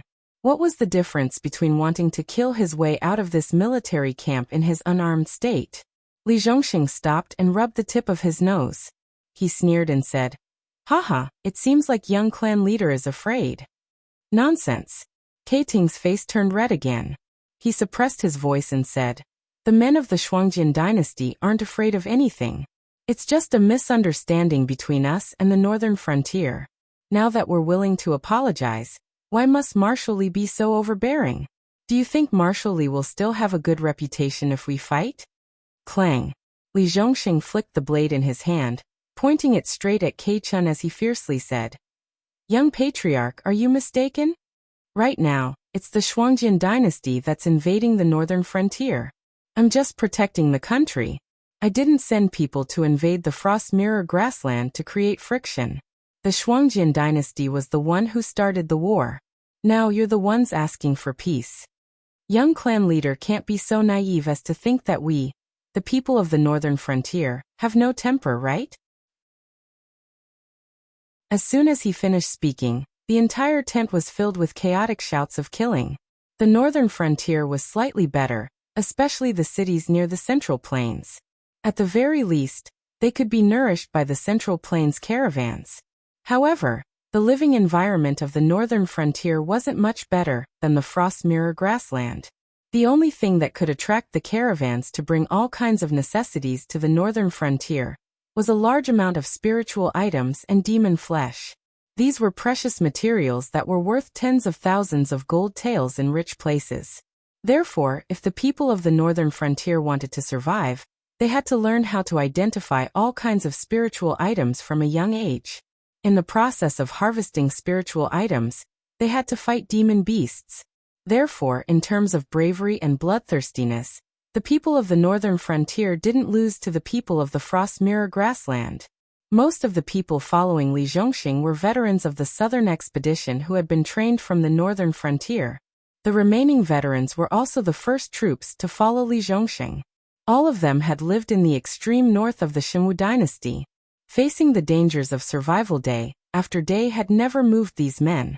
Was the Shuangjian dynasty trying to scare them by sending their cavalry in that direction? Hearing the incessant shouts of killing, Caitian felt a buzzing in his head. He didn't know where he got his quick wits from, but he gritted his teeth and roared. Marshal Li, I have to admit that your troops are brave, but as the marshal, aren't you being a little too reckless? The enemy of the northern frontier isn't the Shuangjian dynasty, but the Xinwu dynasty across the river. Li Zhongxing slowly raised his right hand. Only then did the shouts of killing stop. Gulp. Caitian swallowed, feeling his throat dry. He continued. I think whether it's the king of the northern frontier or the dragon king, neither of them wants to face the Shuangjian dynasty's troops while fighting the Xinwu dynasty, right? Continue to bicker with him. Drag it out for as long as you can. In any case, none of the people who invade the northern frontier will live. Suddenly, Lin Yuan's voice rang out in Li Zhongxing's mind again. Li Zhongxing's lips curled up slightly. He looked at Caitian with a kind expression and laughed. Didn't this marshal say that I'm not qualified to speak with the Shuangjian dynasty? This marshal isn't high enough to discuss this matter with the Shuangjian dynasty. If you really want to talk, then let's wait for 2 days and do as His Highness says. Is that all right? Although Caitian's expression was unsightly, Li Zhongxing was already pointing a blade at him. He naturally knew that he couldn't go too far. Otherwise, this fellow really wouldn't mind fighting with them. After all, the northern frontier's current thinking was that they were protecting their country. The responsibility of starting a war didn't even fall on them. But if they fought, the merits would be theirs. This, Caitian nodded with some difficulty and said helplessly, Everyone, let's both take a step back. Before we reach an agreement, we won't ask you to release our brothers trapped in the northern frontier, but we ask that you provide them with supplies. Puffed. Chen Zifang sneered and said to the general next to him, Hey Li Zhen, have you ever heard of a burglar breaking into your home, and then having to provide him with food and water after holding him down with great difficulty? Never heard of it. Like his name, Li Zhen looked burly and powerful, but he had a sharpness that didn't match his appearance. He didn't hesitate to cooperate with Chen Zifang and said with a smile, In my hometown, when you catch a burglar, you don't even need to send him to the officials. Just beat him to death. Caitian's expression darkened as he looked at Chen Zifang and Li Zhongxing. Before he could say, I've tolerated you for a long time, he felt Li Zhongxing's blade getting closer to his neck. He could only bitterly say, I know this request is a bit excessive, but those brothers can't just eat and drink, can they? Since Marshal Li also believes that this is a misunderstanding, why should we expand the conflict? If it really doesn't work, we can just send supplies to those brothers inside. Is that not enough? Li Zhongxing lightly shook his head and said with a cold face, Before His Highness's decree, your troops are not allowed to advance an inch. Otherwise, we will treat it as a declaration of war. At this point, Li Zhongxing glanced at the smiling Chen Zifang. Seeing that the latter was slowly becoming serious, he said in a low voice, But your troops can give the prepared supplies to me. I will arrange for people to send them to the rear. Caitian's brows furrowed, and he couldn't make up his mind. Chapter 507. In the end, Caitian chose to give in and agreed to send the supplies to the southern expedition's camp. However, he also proposed to send some cavalry with good cultivation to transport the supplies. Firstly, he wanted to ensure that these supplies would not be used to support the enemy. Even if the southern expedition wanted to take these supplies, they might not be able to kill all the cavalry. If 1 or 2 escaped, the 2 sides might go to war. The consequences were not something Li Zhongxing could bear. Secondly, he wanted to see for himself the condition of the grassland warriors who had lost contact with the Shuangjian dynasty, and see if they were still worth saving.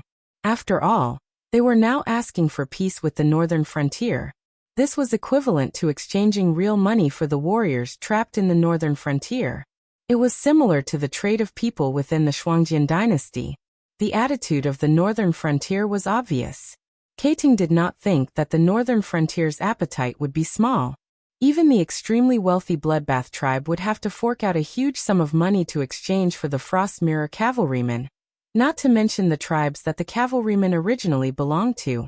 According to the rules, the tribes that the cavalrymen originally belonged to would have to pay at least 40% of the cost. If this amount of wealth was distributed to the various smaller tribes, it would be an astronomical sum that would suffocate them. Although the Frost Mirror grassland did not lack resources, due to the special living environment, they did not only trade animal meat, spiritual items, and other goods that were widely circulated everywhere. The extra people would also be treated as trade goods. If their own tribe could not afford to raise them, they would be sold to other tribes that had more resources but fewer people. As for their status, it was not a problem that the original tribe had to worry about. As for the remnants of a defeated army, they were clearly not worth the Mirror Frost dynasty's investment. How cruel. The corners of Li Zhongxing's mouth twitched slightly. His eyes were somewhat hazy. As a future top military officer of the Shenwu dynasty, he naturally knew what Keting's actions meant. However, this did not mean that he could understand Frost Mirror's barbaric actions.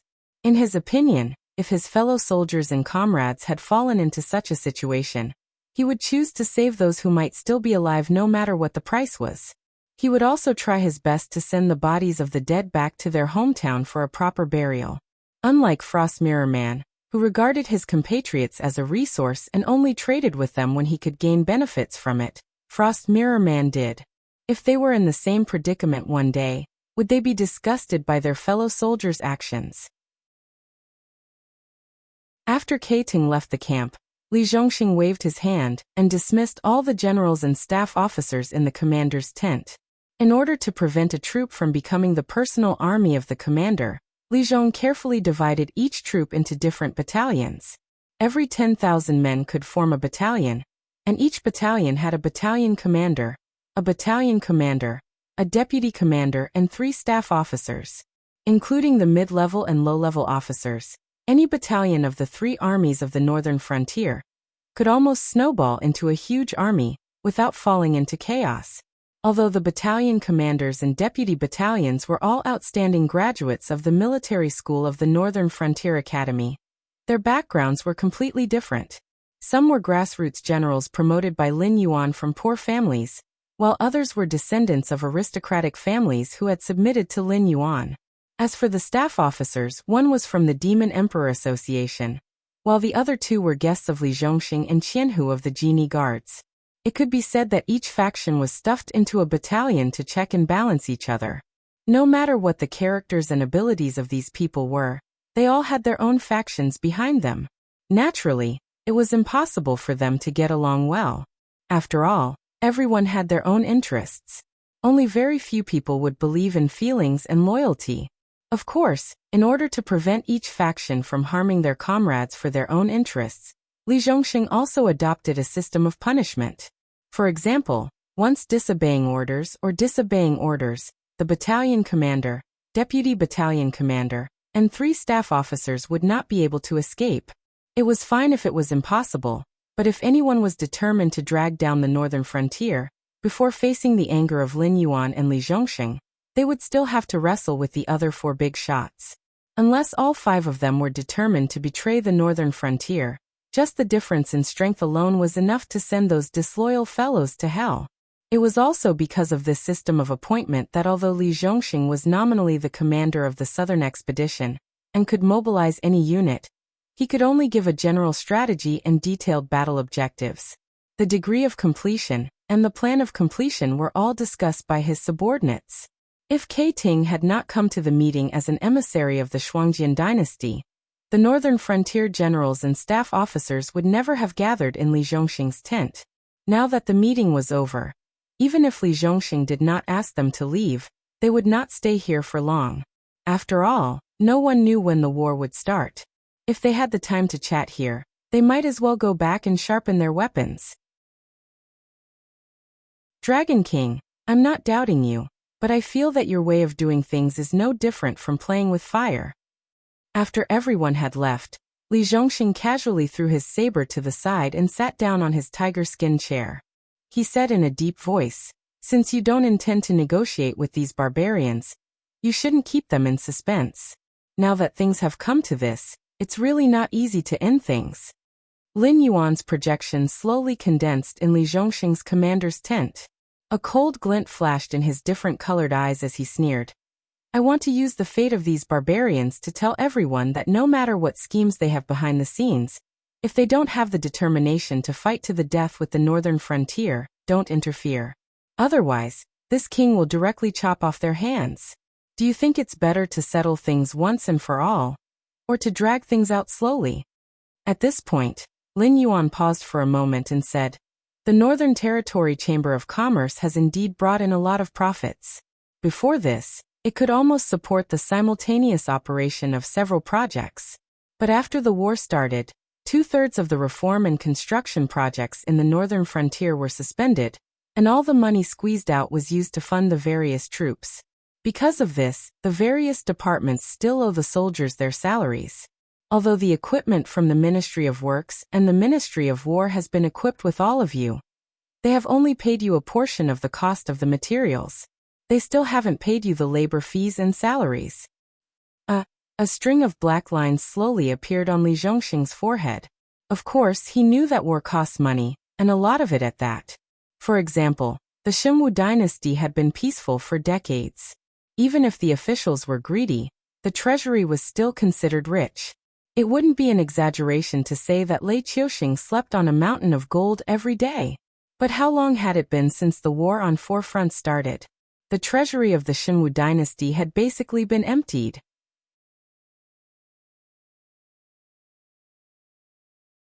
Chapter 508. After all, you're a general now. You can't think in such a simple way. Theoretically, I should only pay you the salary of the South Expedition Army. Actually, you should be concerned about the expenses and rations of the surrendered troops and captives. However, I still paid the bill for you. As of now, your South Expedition Army is growing larger and larger in scale. Did I tell you to stop?" Lin Yuan sat up and said calmly, "Anyway, I don't want to fight the Shimwu dynasty and the Shuangjin dynasty slowly. If you want to let these people go, you will have to fight at the front when the Frost Mirror Barbarian invades next time. Also, don't expect me to pay you a single cent outside of the establishment."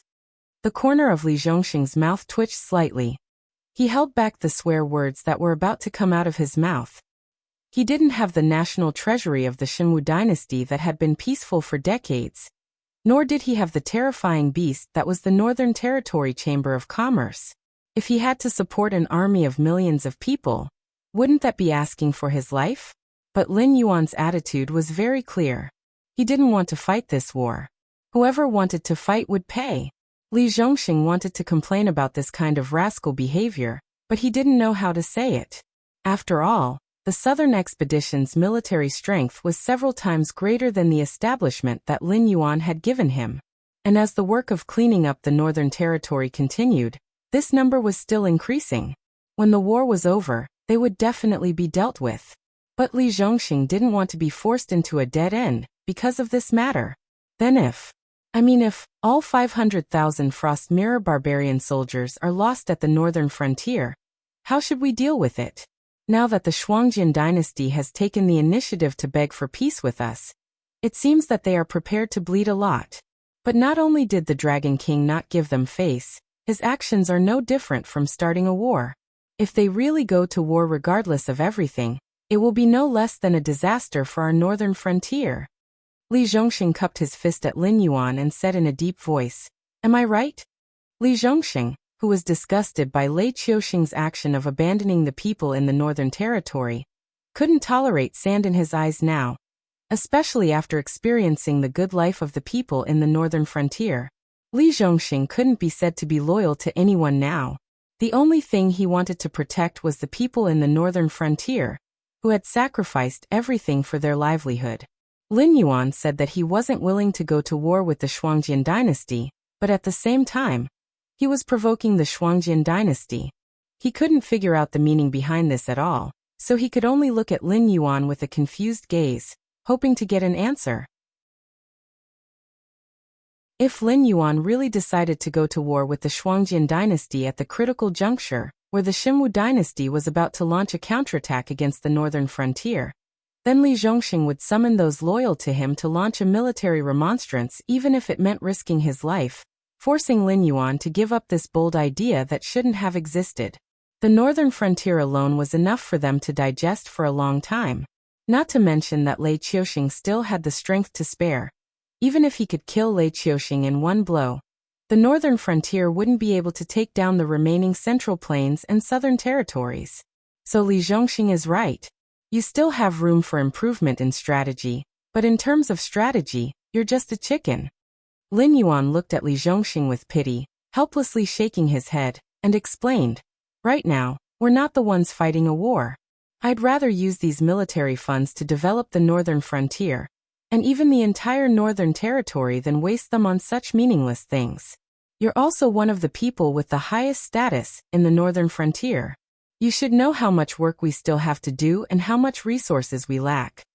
Hearing this, although Li Zhongxing didn't like the way Lin Yuan looked at him like he was an idiot, he still nodded to show his agreement.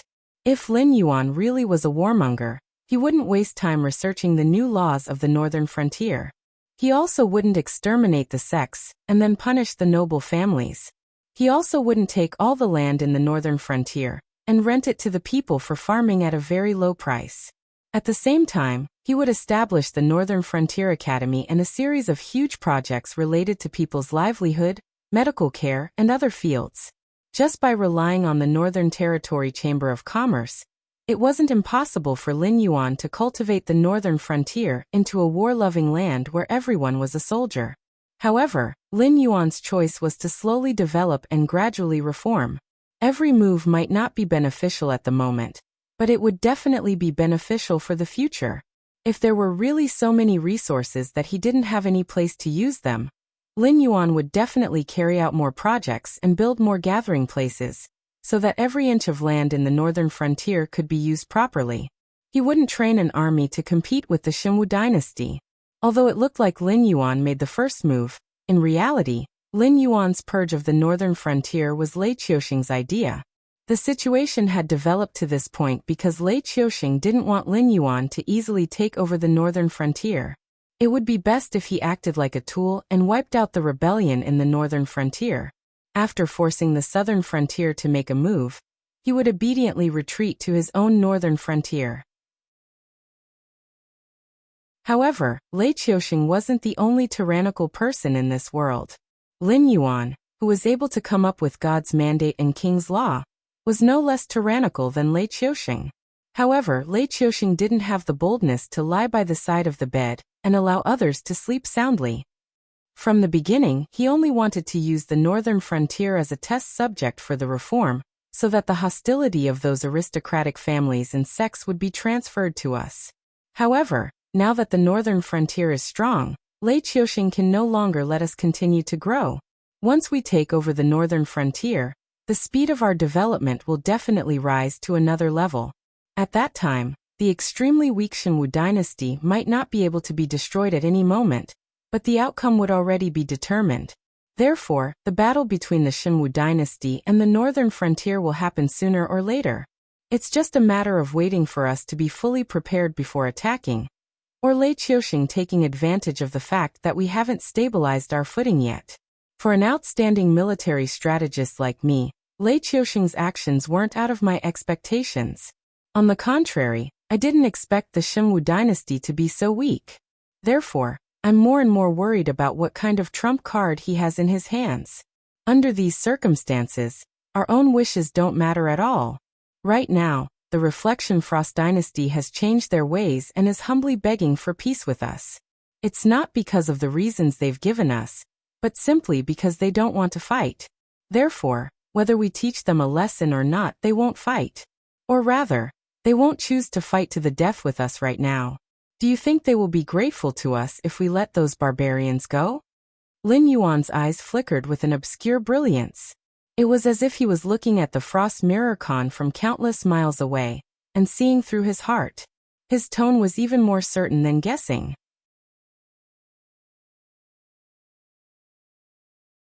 Chapter 509.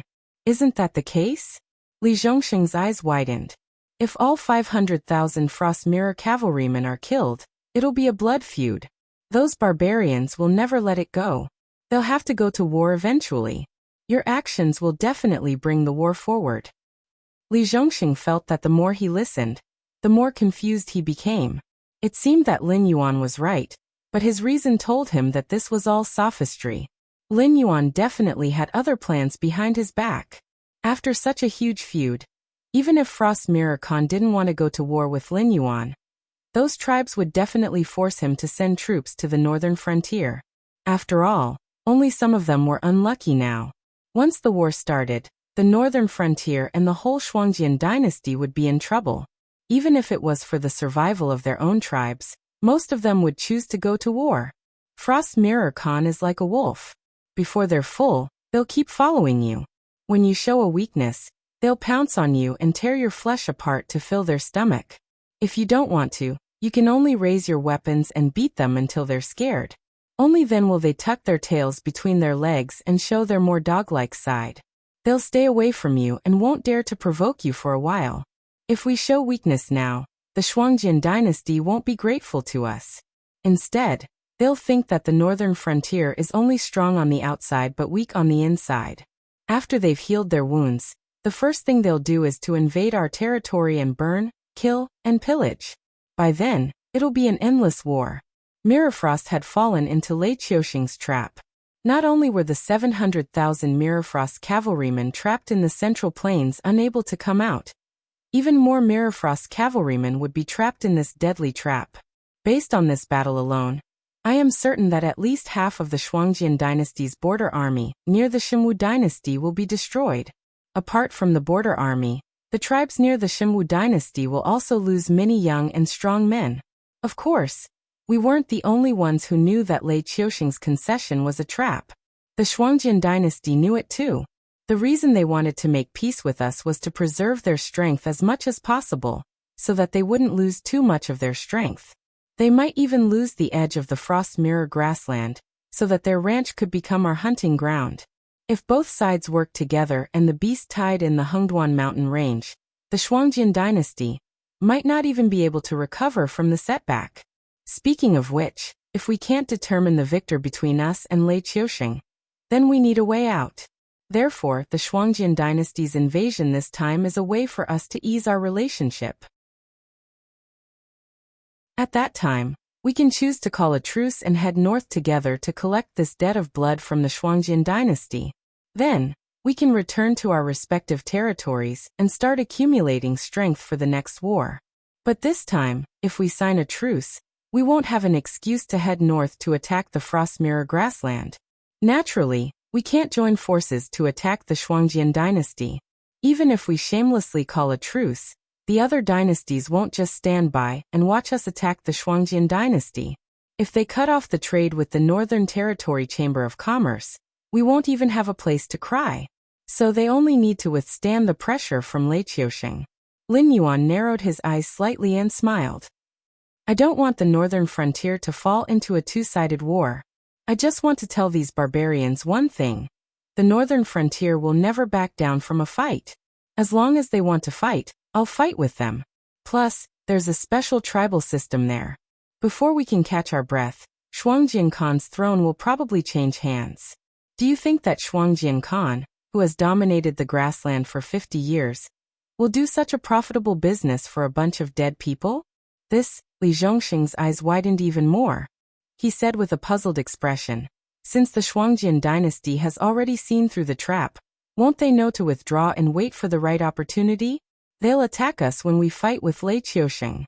No matter who they help, or whether they fight on both sides, they'll still benefit from it.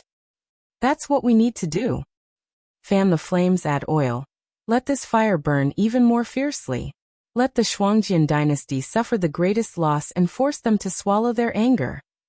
The coldness in Lin Yuan's eyes slowly faded, and turned into an obscure emotion.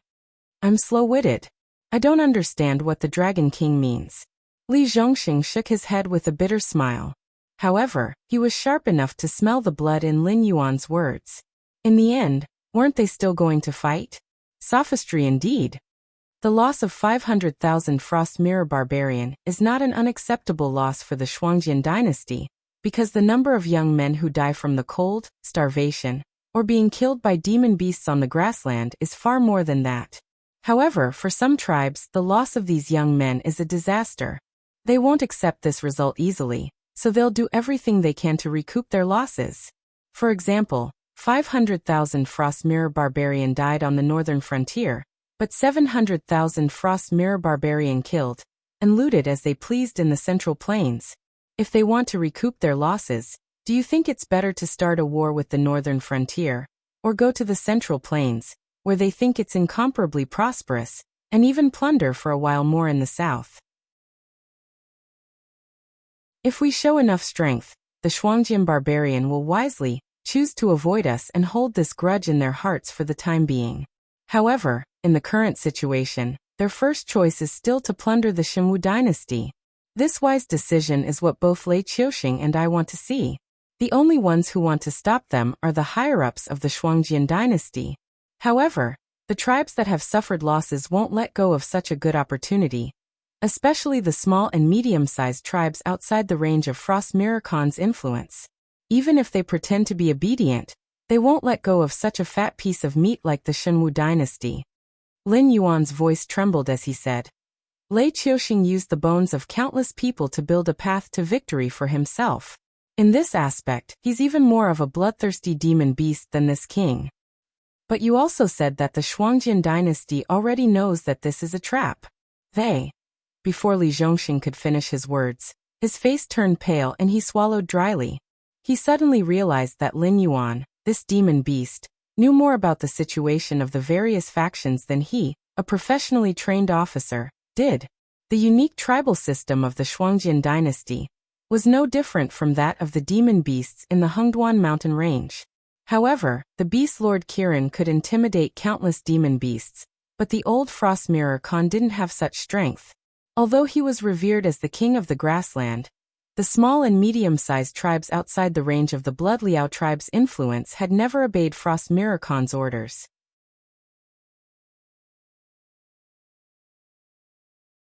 Chapter 510. The harvest of 700,000 Frost Mirror Barbarian in the Central Plains was enough to make most of the Frost Mirror tribes jealous. It was also enough to drive the tribes that had suffered heavy losses crazy. Even if the Frost Mirror Khan ordered them not to enter the Xinwu dynasty's territory, they wouldn't listen. Lin Yuan's act of killing 500,000 Frost Mirror Barbarian was equivalent to pouring oil on Lei Qiuxing's trap. The fire that wasn't strong enough to begin with instantly engulfed more than half of the Frost Mirror grassland. And this was an overt scheme. Unless the Shuangjian dynasty was willing to start an all-out war with the northern frontier, they could only choose the seemingly weak Xinwu dynasty. This king isn't as ruthless as Lei Qiuxing, but this king loves his own people more than Lei Qiuxing. Lin Yuan finally regained his composure and said with a smile, "No one knows what Lei Qiuxing's trump card is. This king doesn't want him to use it on the northern frontier. It's better to send him more Frost Mirror Barbarian. When he can't hold on anymore, he'll naturally reveal his trump card in advance." "I know what to do." Li Zhongxing nodded with a serious expression. No one knew what Lei Qiuxing's trump card was, but in this situation, unless Lei Qiuxing went crazy, he definitely had something that could change the situation in an instant. Letting Lei Qiuxing use this thing on the Shuangjian barbarian was obviously much better than using it on the northern frontier. Although he didn't like this kind of scheme, it wasn't his own doing. However, this wasn't his doing, and it was indeed for the sake of the entire northern region. Therefore, even if Li Zhongxing didn't like it, he could only persuade himself to accept and even obey. The next morning, Kei Yan led 30 Shueliao cavalry and 200-plus carriages of supplies, his face solemn as he arrived at the Southern Expedition's scouting area. After yesterday's meeting, Li Zhongxing had no intention of stopping him. Very quickly, he led the 5,000 light cavalry to the front of the formation. Marshal Li looks a lot more energetic. Kei Fan rubbed her hands together. She had dark circles under her eyes, and it was obvious that she hadn't rested well. In fact, Li Zhongxing had also gone through a lot of mental struggles last night. But after thinking it over, she still decided that Lin Yuan's actions were the most beneficial for the northern frontier. It was also the best way to break Lei Qiuxing's trap. At the very least, it was the method with the least losses. So, for the latter half of the night, Li Zhongxing didn't continue to brainstorm with herself, and fell asleep peacefully. But looking at Kei Yan's appearance, Lei Qiuxing knew that this young clan leader of the Green Fish tribe didn't have a good time after returning home yesterday. The arrogant and unreasonable Shuangjian dynasty had lowered their proud heads, but they didn't get the respect they deserved from the northern frontier. The situation they were facing was completely different from what they had expected. Not only did the northern frontier not show the slightest bit of fear, they even seemed to be full of fighting spirit. But even if the northern frontier wanted to fight, the Shuangjian dynasty didn't. They only wanted to preserve their strength and wait until the northern frontier and the Xinwu dynasty had a decisive battle before coming to take advantage of the situation. There was no need for them to help that bastard Lei Qiuxing fight the vanguard after falling into his trap. At least, that was what the generals of the Shuangjian dynasty convinced themselves. But according to Kei Yan's report, the northern frontier didn't plan to release the captives immediately. They wanted to send the message back and wait for the reply from the northern frontier prince's mansion before deciding on their next move. Before that, they couldn't even send their supply wagons past the southern expedition's position. They could only send some cavalry to accompany the southern expedition to transport the wagons. In the words of those scholars, the behavior of the northern frontier was no different from being shameless when they were given face. But they couldn't do anything because, just as Lin Yuan had predicted, the Shuangjian dynasty didn't plan to fight this battle. So they could only vent their anger on Kei Yan, the envoy. As a result, Kei Yan looked like he was going to collapse at any moment. Li Zhongxing glanced at Kei Yan and said with a smile that didn't reach his eyes, "I didn't expect young clan leader to be so knowledgeable about the situation of our brothers trapped in the northern frontier." 500,000 Frost Mirror barbarian soldiers wasn't a small number. These 200 wagons of supplies were only enough to fill the gaps between their teeth. Although the defense line of the northern frontier wasn't that tight, the intelligence network formed by the Association of the Demon Emperor's members and the embroidered uniform guards wasn't something that the Shuangjian dynasty could infiltrate. So the Shuangjian barbarian soldiers who were still defending the plains definitely hadn't made contact with the main forces. So Kei Yan's 200 wagons of supplies were just a pretense. At the same time, it was also to express his distrust of the northern frontier. Kei Yan smiled helplessly and wiped the sweat on his forehead. He said with an apologetic smile, "Marshal Li must be joking. Just by looking at your southern expedition, I know that the northern frontier's army isn't ordinary. We know our own strength. How could those good-for-nothings be a match for your northern frontier's army? Let alone 500,000. Even if they had 200,000 left, they would be burning incense to thank the gods." At this point, Keijua paused for a moment before continuing. "We're just going to take a look at the situation today. Although the supplies we brought are better than nothing, they should be able to last for half a day. Once we confirm the situation, we'll be able to make preparations." Li Zhongxing expressionlessly pulled on the reins and turned his horse around. He said coldly, "I'll say the ugly words first. Your cavalry had better behave themselves. If they do anything inappropriate, I have the right to kill them on the spot. Also, after confirming the situation, you can prepare for the next shipment, but all of your cavalry will have to come back with you. Do you understand this?" "Understand my ass?" Kei Yan's face suddenly darkened. He didn't expect Li Zhongxing's slap to come so quickly and so suddenly. They had prepared such a small amount of supplies in order to annoy Li Zhongxing and make his men make a few more trips. Of course, there was no lack of distrust in Li Zhongxing. They were worried that the southern expedition would seize too much of the supplies, which would be considered an act of aiding the enemy. But Li Zhongxing's attitude was also very clear. "You don't trust me, and I don't trust you. You think I'll seize your supplies?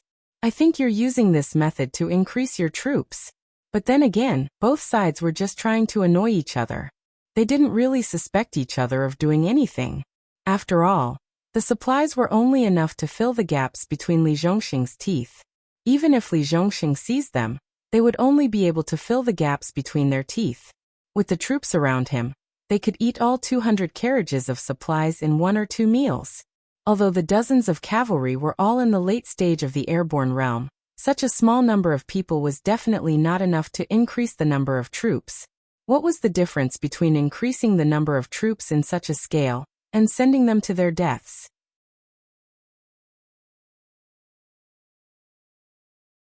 Chapter 5:11. Marshal, what should we do with the frost mirror cavalry that came with us? A light rider rode up to Li Zhongxing, a faint murderous intent flashing across his fair face. The fair-skinned young general was a graduate of Qiao Yu's batch. However, unlike Qiao Yu, who was known as Black Bear, due to his simple and honest nature, Qiao Yu was known as the Black Bear, which made him the type of general who would charge and break through enemy lines. On the other hand, the fair-skinned young general, Zhang Xiuzhu, was more of a scholarly general. His training was decent as well, having reached the pinnacle of the airborne realm before the age of 30.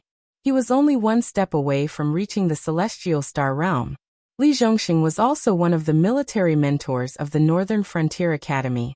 Qiao Yu and Zhang Xiuzhu were both students that he thought highly of, although they had their own shortcomings and were not as good as Qin Yu and Zhao Guangchong, who were taught by Lin Yuan and were able to lead troops to the south as soon as they graduated. He still wanted to get closer to Li Zhongxing.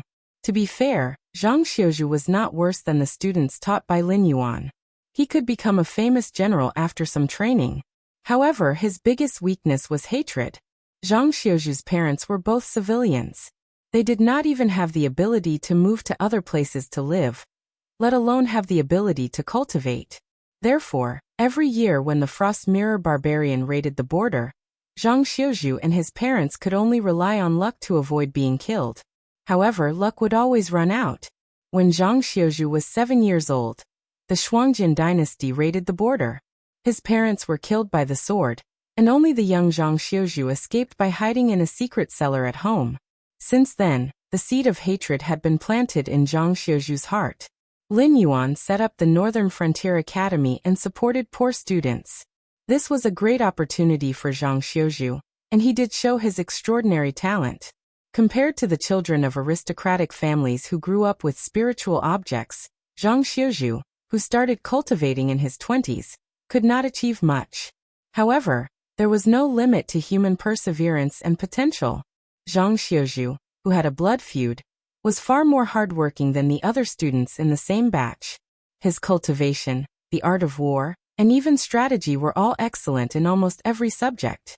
However, when everyone thought that Zhang Xiuzhu could win Lin Yuan's favor and become the most dazzling star of the Northern Frontier in the future, this guy rejected Lin Yuan's olive branch without hesitation and went straight to the main camp of the Southern Expedition. From Zhang Xiuzhu's point of view, it was impossible for the Southern Expedition Army to continue south in a short period of time. However, the cleanup work in the north still had to continue.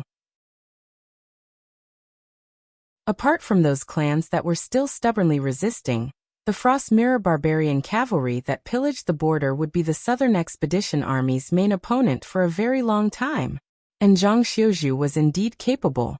After a series of tests, Li Zhongxing believed that this guy, who was not much younger than him, would become the most dazzling star of the Northern Frontier in the future, even if he rejected the recruitment of the so-called Star General class.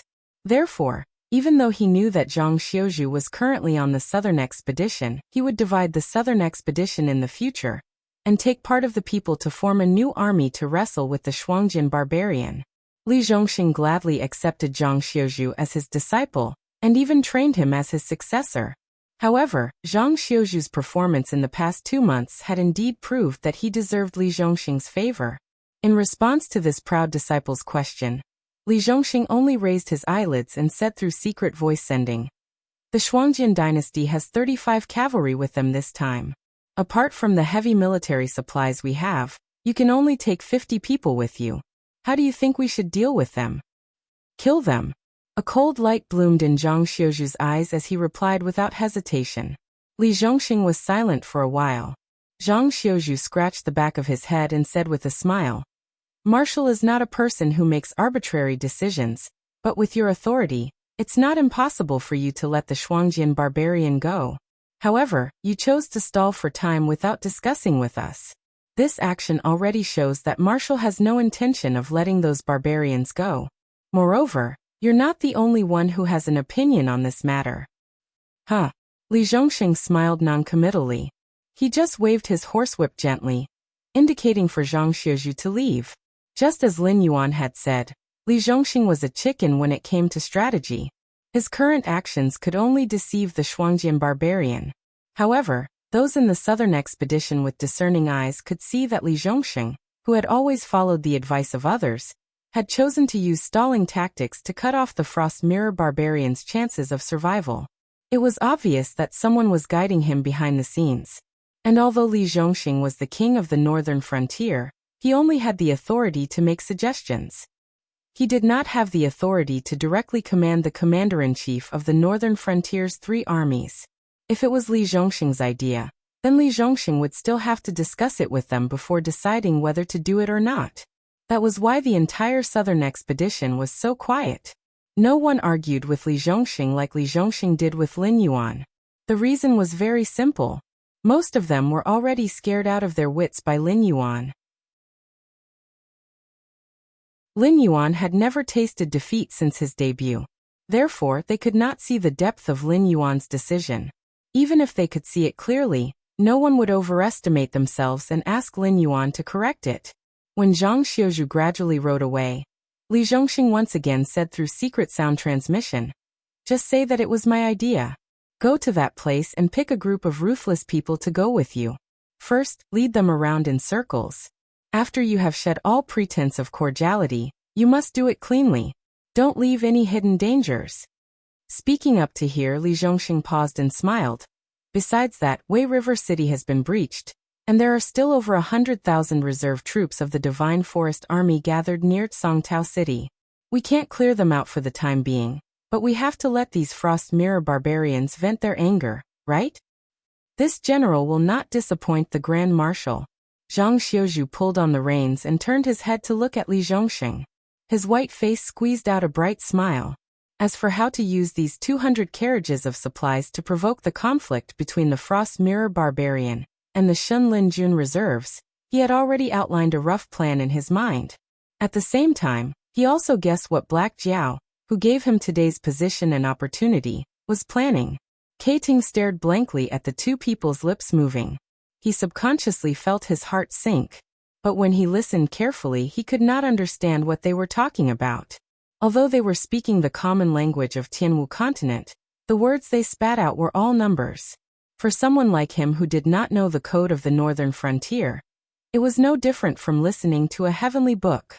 But his keen sense of danger still made him feel that the southern expedition was secretly planning something.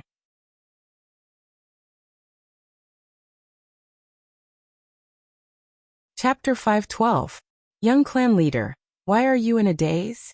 Li Zhongxing urged his horse to the side of the hesitant Keiting, and lightly poked him with the end of his whip. Only then did Keiting wake up from his deep thoughts. His entire body seemed to have been startled, and cold sweat began to appear on his forehead. That was my favorite student, but his personality is a little weird. He doesn't know how to speak the common language of the Sky Martial continent, so we were using a special secret signal to communicate. I told him to go back and pick 50 capable brothers to escort you on this trip. Is there any problem on your side? Keiting finally calmed down. When he looked at Li Zhongxing again, he discovered that he was smiling warmly. Gently shaking his head, Keiting forced himself to calm down and said, "But I heard that the northern frontier isn't very peaceful right now. Can 50 people really escort the supplies safely to the destination? Why don't we discuss it again and have both sides send more people?" When he heard the number 50 people, the stone in Keiting's heart slowly fell. After all, the cavalry of the northern frontier couldn't be compared to the cavalry of the Shuangjian dynasty. Even the horses they rode were inferior war horses bought from the Shuangjian dynasty. Even if their cultivation was higher, 50 people against 35 people might not have more than a 50% chance of victory. And even if they could defeat them, it was impossible to keep all 35 of them at the northern frontier. As long as one or two escaped, the northern frontier wouldn't be able to take it. Even Kei Tung, who had always believed in his intuition, felt that he was being too cautious, and even a little oversensitive. Li Zhongxing lightly shook his head and bitterly smiled. To be honest, although there are many hidden dangers in the northern frontier, the real threat is the Frost Mirror Cavalry and Xin Linjun's reservists that we couldn't completely eliminate. With your people here, even if we bump into the Frost Mirror Cavalry, they won't do anything. And if we encounter those reservists, even 2,000 people won't be able to do anything. But if the number of people is smaller, the target will naturally be smaller, and it will be much safer. Kei Ting stared blankly at Li Zhongxing. Xin Linjun was the trump card of the Xinwu dynasty, and was also the trump card of Lei Qiuxing's dragon throne. Even the reservists were quite a formidable existence. Furthermore, Wei River City, which was known as the Impregnable Fortress, was also a famous existence. But now, the reserve force of the Divine Forest Army had been defeated, and even Wei River City had been breached? What kind of monsters were these people? Thinking of this, Kei Tung's last trace of hostility towards the northern frontier completely dissipated. He bitterly smiled and said, "If that's the case, then we'll do as the Grand Marshal wishes. I'll go inform them to prepare to depart."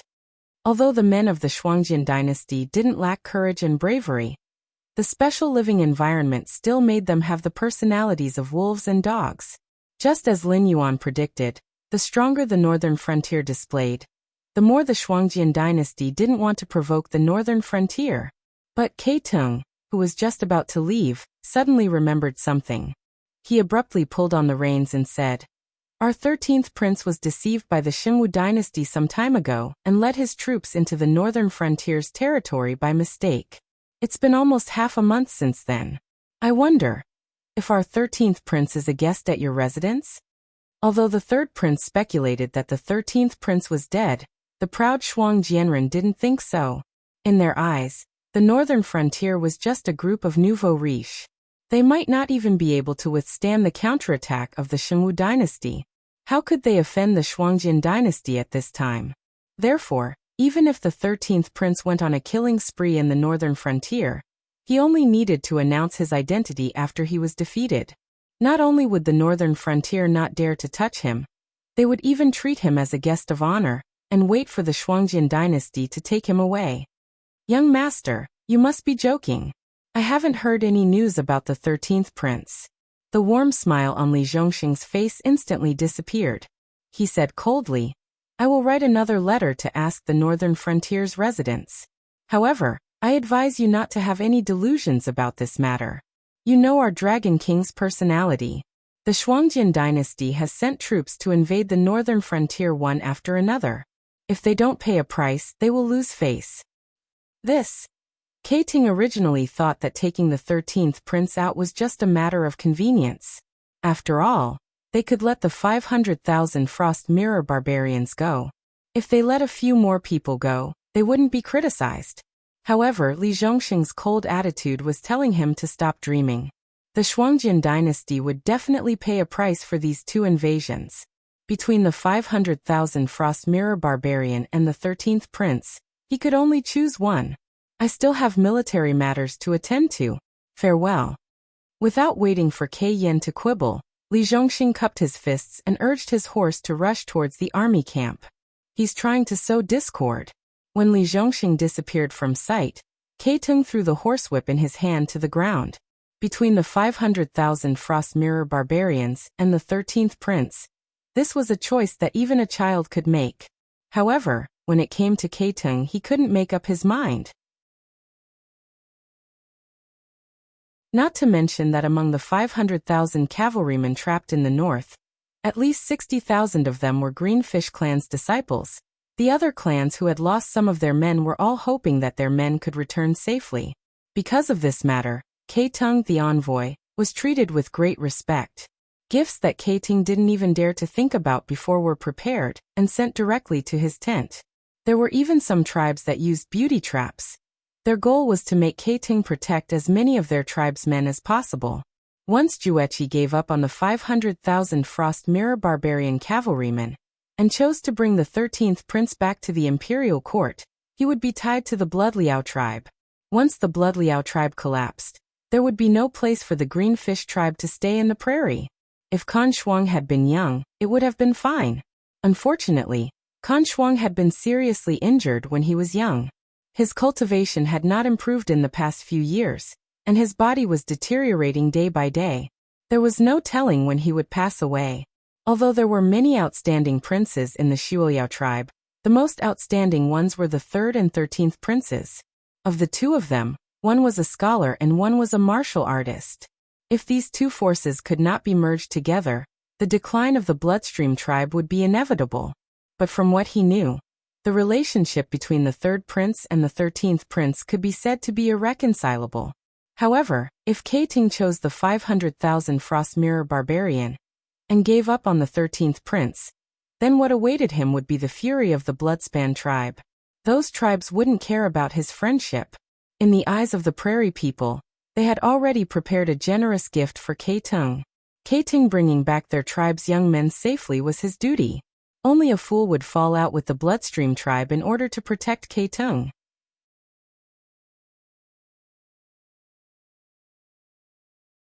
Chapter 513. Shimwu Dynasty Imperial Capital. Lei Qiuxing paced back and forth in Yangxin Palace with his hands behind his back. He glanced around the empty palace with a gloomy face. The entire Yangxin Palace was filled with a gloomy atmosphere. Anyone who got close to the palace would find it hard to breathe. Lei Qiuxing's plan had only begun to work now. After opening up the borders, the border army under his command retreated to the Central Plains. Although they might not be able to confront the Frost Mirror cavalry head-on, they could still defend the imperial city and the nearby cities. Before the war began, Lei Qiuxing had already ensured his own safety. However, the northern frontier did not have such a good condition. The northern battlefront army was still in the north. Most of the soldiers in the southern battlefront army were new recruits. Even the old soldiers were just average. They were much weaker than the elite soldiers in the border army. The only force that could give him pressure was the Fallen Star army that Yin Xingqi had trained. But the number of soldiers was too small. In a large-scale battle where more than 1 million soldiers were involved, what could 5,000 soldiers do to him? Lei Qiuxing could never imagine that any army in the northern frontier could fight the Shuangjin barbarians' main force head-on. Therefore, when he knew that the Shuangjin dynasty was approaching Donglin City, Lei Qiuxing was so excited. He wanted the Shuangjin dynasty to charge in and destroy the entire northern frontier. Then he could clean up the mess. However, the Shuangjin barbarians stopped. Their main forces didn't act like before, recklessly charging into the northern territories to burn, kill, and plunder. Instead, after encountering the southern expedition army that Lei Qiuxing deemed to be unable to withstand a single blow, they suddenly stopped advancing. Both sides even began to communicate. If the Shuangjin dynasty reached a peace agreement with the northern frontier, it would be a terrible nightmare for him. After all, his trump card was still in the preparation stage. If the northern frontier lost the Shuangjin dynasty's restraint, not only would they be able to quickly annex the entire northern territory, they could even deploy a series of battle plans along the river, waiting for his army to smash their heads and bleed. That's right, his head was broken and bleeding. Although he felt that the army at the northern frontier was mediocre, they were from the Shimwu dynasty and not the Qingjiang dynasty, which had the best navy in the world. Letting his meticulously trained divine martial heavy steps cross the Wei River to fight was equivalent to throwing iron cans into the Wei River. Who can tell me what the situation is in the north? Without Zhang Xiao, is your embroidered guard all trash? Lei Qiuxing's gaze swept across the shadows of the Hall of Mental Cultivation as he roared angrily. If I had known that the embroidered uniform guard was only at this level, I would have let the Servants' Administration take over the Northern Intelligence Network. Do not challenge this monarch's patience. You must send me the latest intelligence on the North within 4 hours. Furthermore, all of this monarch's orders must be completed with the highest priority. Yes. Understood. As you command. Several feeble voices rang out from the shadows. The embroidered uniform guard's intelligence network in the north had not been disbanded, but due to Lei Qiuxing's suspicious nature, The original officers had all been purged and replaced, regardless of whether they were loyal to him or not. There was no lack of spies that he had personally placed by Zhang Xiu's side. Changing generals at the last minute was a huge taboo in the army. Coupled with Lei Qiusheng's bloody purges, the entire embroidered uniform guard felt insecure. They couldn't even guarantee their own safety, so who would focus on gathering intelligence and establishing a spy network for him? Moreover, in this kind of intelligence network, there were often hundreds or thousands of spies lying dormant in a single command. Only by extending this network could a complete and mature intelligence network be formed. Zhang Xiu had transferred away a group of loyal higher-ups of the embroidered uniform guard, and Lei Qiusheng had purged them himself. Currently, it was unknown how many spies were in contact with the embroidered uniform guard, but didn't have official identities. After all, their command lines were already gone. Who could verify their identities? Under such circumstances, the current situation of the embroidered uniform guard wasn't as simple as just rotting away. It was even on the verge of collapse. Lei Qiusheng still had delusions that the embroidered uniform guard could maintain the powerful operational capabilities that it had when Zhang Xiu was still in power. This was no different from a fool's dream. Of course, this kind of intelligence network was different from the military system. At the very least, the bloody purge of the higher-ups had shocked most people. There wouldn't be an army mutiny. As long as there was enough time, the embroidered uniform guard's original structure could definitely be restored. However, if he wanted to restore the all-pervasive scouting ability of the North, he would have to ask the Shifter Emperor Council and the embroidered uniform guard if they were willing to do so. Since you knew it would be so troublesome, why didn't you kill it back then? When I dealt with Zhang Xiu, I had the opportunity to kill it. It was just a matter of convenience. A black shadow flashed, and the shadow that was supposed to be overseeing the south slowly appeared behind Lei Qiusheng. Lei Qiusheng shook his head lightly and said bitterly, "The Black Jiao is indeed a difficult opponent, but it cannot die. At the very least, it cannot die now, and it cannot die at our hands." Oh. The shadow raised its eyebrows imperceptibly, as if it was curious about this statement. With the Black Jiao as the representative of the northern frontier, the Black Jiao has already set its sights on those top powers.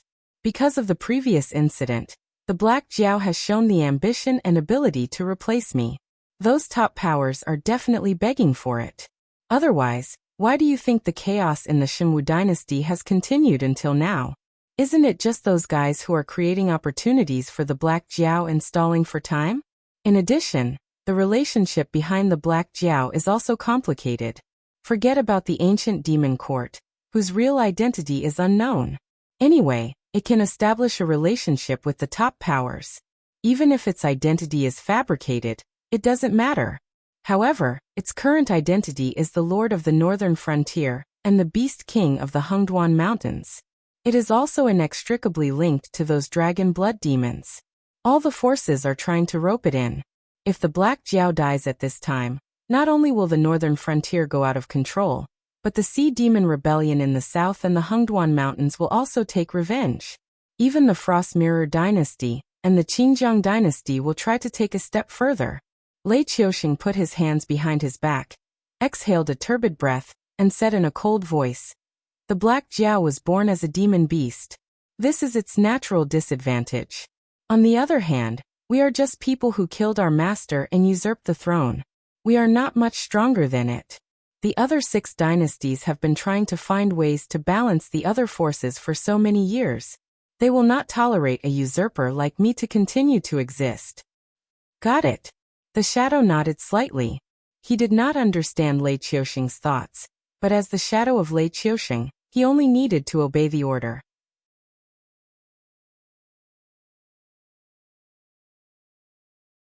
Chapter 514. Forget it. Let's not talk about this. A cold glint flashed across Lei Qiusheng's eyes as he said, "Although the cultists' invasion into the south this time is unexpected, if we use it well, it will be of help. At least the blame won't be directly placed on us. That plan can be started. Once I have a definite order, release them immediately. The south isn't ready yet. Moreover, This is the reason why we fell out with the top powers this time. If we reveal our strength now, it'll be no different from drinking poison to quench our thirst. Although we can resolve the Frost dynasties and the North's problems, the top powers definitely won't tolerate us anymore. In fact, they might even interfere directly with this matter. The shadow took a deep breath and sighed. Moreover, the evil cult's life in the south is not good enough. They are not powerful enough. If we force them to be blamed, it will not be justifiable. There is no other way. Even if we don't want to fall out with those top forces, with their existence, we are no longer on the same side. It is only a matter of time before we fall out with them. Therefore, we don't need to hide anything from them. We just need to explain it to those who have not been in contact with this circle. It is not that I am greedy for power, but after all, the follow-up plan needs a lot of manpower and material resources to be implemented. The Shimwu dynasty can't be given up now. At least, we can't give up before we reach the first stage of the plan. Lei Qiuxing shook his head gently and sighed. The Shuangjian barbarian now thinks that we are weak and can be bullied. Our previous plan not only failed to suppress the northern frontier, but also shot ourselves in the foot. Should we ask the border army to take action? The shadow looked serious. If there are too many Frost Mirror barbarian coming in this time, it will not be good for our recovery. We don't have to go all out. Ask the border army to expand the protection area. We have to protect at least half of the territory in the Central Plains. At the same time, open up a path for Frost Mirror's cavalry to go south. Although those guys are on our side, they are also hungry wolves. Without a large number of blood sacrifices to make them happy, even I can't tell what will happen. Lei Qiuxing's lips curled up slightly as he sneered. Not long after, the Shimwu dynasty will return to my rule. I can even swallow up half of the Shuangjian dynasty. After recuperating for a few years, I will turn around and swallow up the Qingjiang Empire. When that time comes, I will monopolize half of the world. Who can stop me? Yes. The shadow nodded slightly and disappeared into the shadows again. Although the scheme is good, it's a pity that there will be endless troubles in the future. Lei Qiuxing put his hands behind his back and sighed. If I hadn't been prepared, the Black Jiao would have been in a general's position. Now it's fine. The more people that come, the happier they will be. No one liked the feeling of being pressured step by step. Even Lei Qiuxing, who had expected this to happen, felt the same way. How could he not know that it was not time for those things to be exposed? If he could use the Shuangjian barbarian to defeat the northern frontier, that would be the best plan. However, with the embroidered uniform guards being replaced and the ether collapsing, not only would the intelligence agencies in the north become dim, but even the intelligence agencies in the south would be dragged into the quagmire of war. In the huge Shimwu dynasty, the only thing that was under his control was the Central Plains, which was run by the shadow. Therefore, Lin Yuan had schemed under his nose and led a large number of cultists to the south. This was something that he had not expected at all. He had been prepared to use the Shuangjian barbarian as a feint, waiting for the northern frontier to be exhausted before mobilizing the border army to take back the northern territory in one fell swoop. Because of all these arrangements, he could not sit back and watch the south collapse into the hands of the cultists. He could only cooperate with Lin Yuan's rhythm, and lead the Frost Mirror barbarian to the south, letting the barbarians fight with the interest groups in the south. In the hotbed of war, the cultists who preached that they were the representatives of the gods who saved the world would naturally find the best hotbed to grow their strength. Unless the barbarians used the power of the entire dynasty, they would not be able to eliminate the cultists with just a portion of the border army. The difference in strength between the two sides would rapidly shrink and then magnify. When the entire south fell apart, he would use the name of the cultists to release them. Then he could send all those who held him back or did not listen to him to hell. When they were full, they would naturally be in a good mood. At that time, he would appear and communicate with them. Then he would put on a show and drive them into the northern frontier, or the territory of the Shuangjian dynasty. Not only would he be able to recover his territory, but he would also be able to completely reshuffle the cards and make the bloated dynasty his say in the future. What interest groups in the south?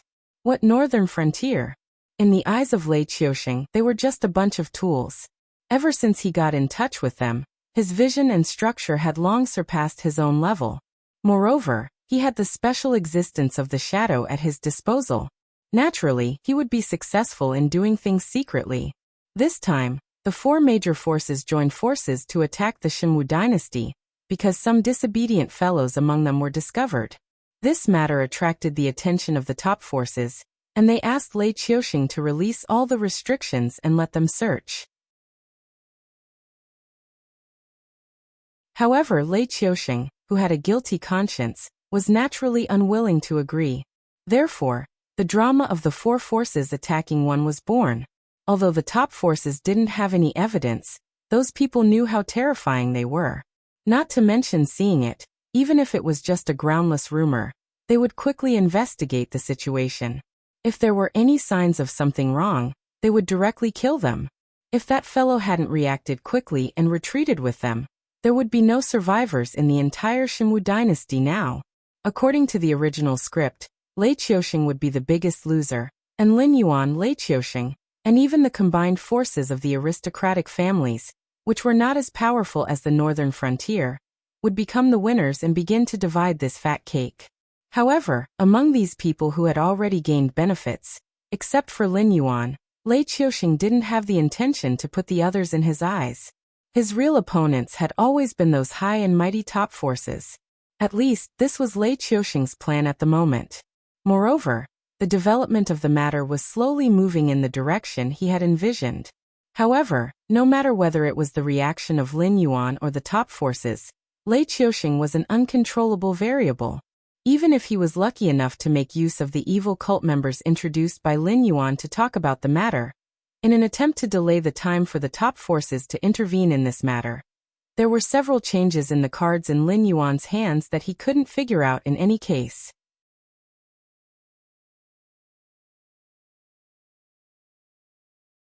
Chapter 515. On the northern plains, the Shuangjian dynasty's supply wagons had already set out for quite some distance. Even from the highest watchtower in Donglin City, one could only see a small shadow of the convoy. It wouldn't be long before the convoy completely disappeared from their sight and stepped into the undercurrent of the conflict between the three factions. "How should I address you, General?" Keizhua urged his warhorse to catch up with Zhang Xiuzhu, who was at the front of the group, and asked with a chuckle. Keizhua preferred the 13th prince over the 500,000 Frost Mirror cavalrymen, but he knew very well that no matter which answer he chose, it was the same as choosing death.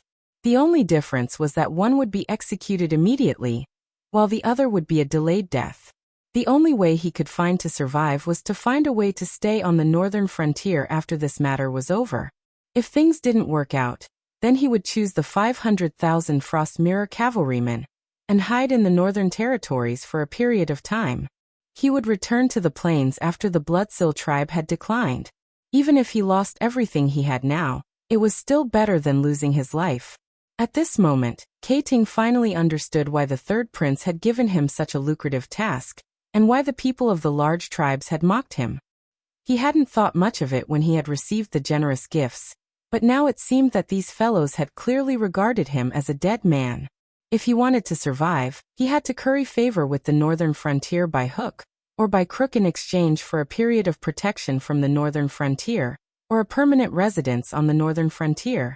Because of her nervousness, she urgently needed someone to talk to. Secondly, Keizhua's abilities lay in his cultivation and horseback.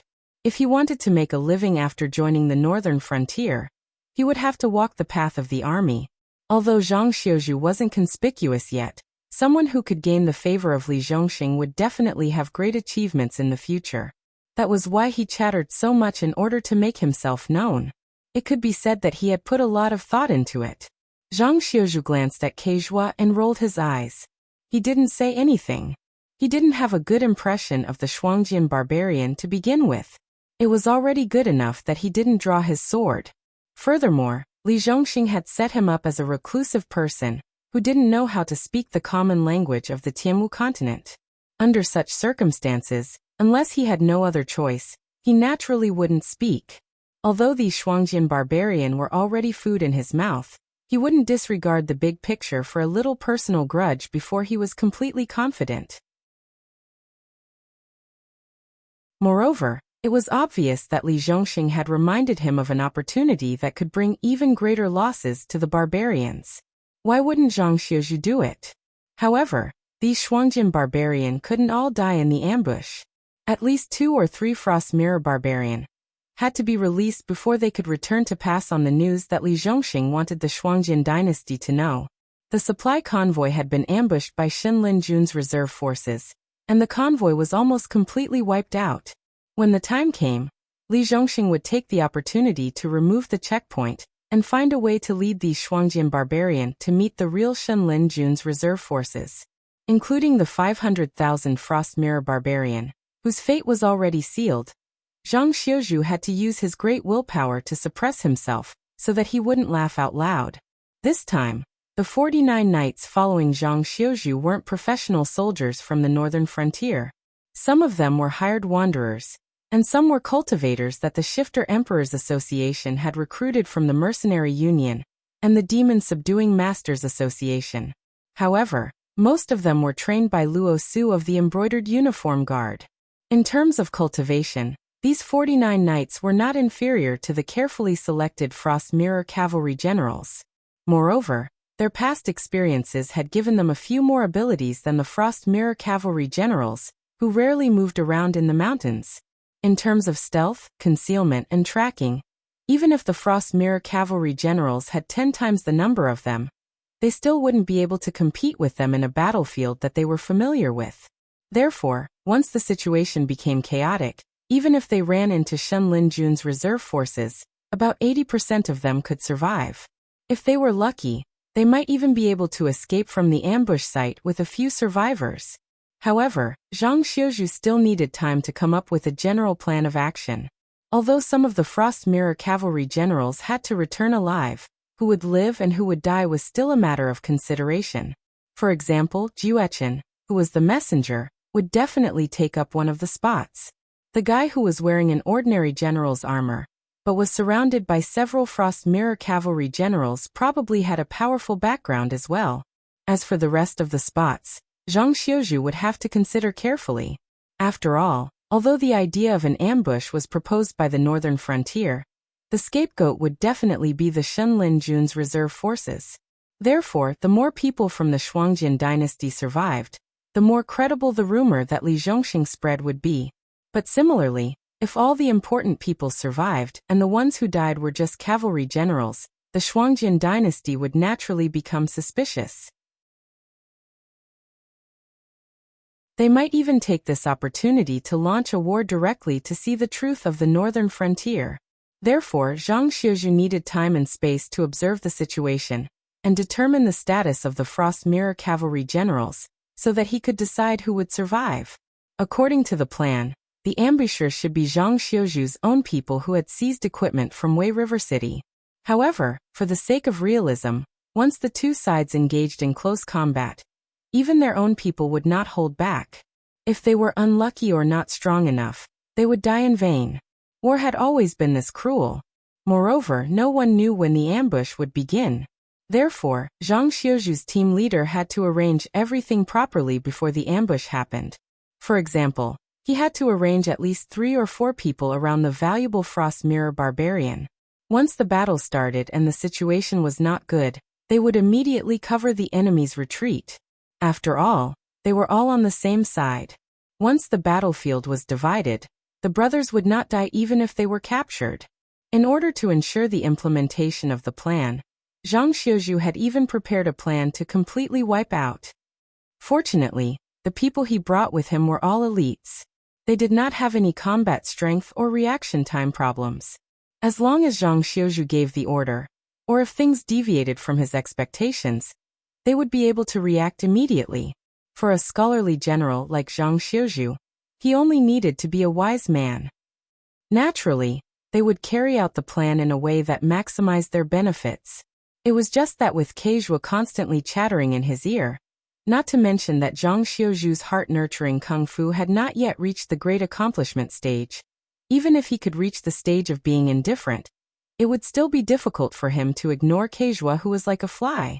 Helplessly, he could only give an officer next to him a look.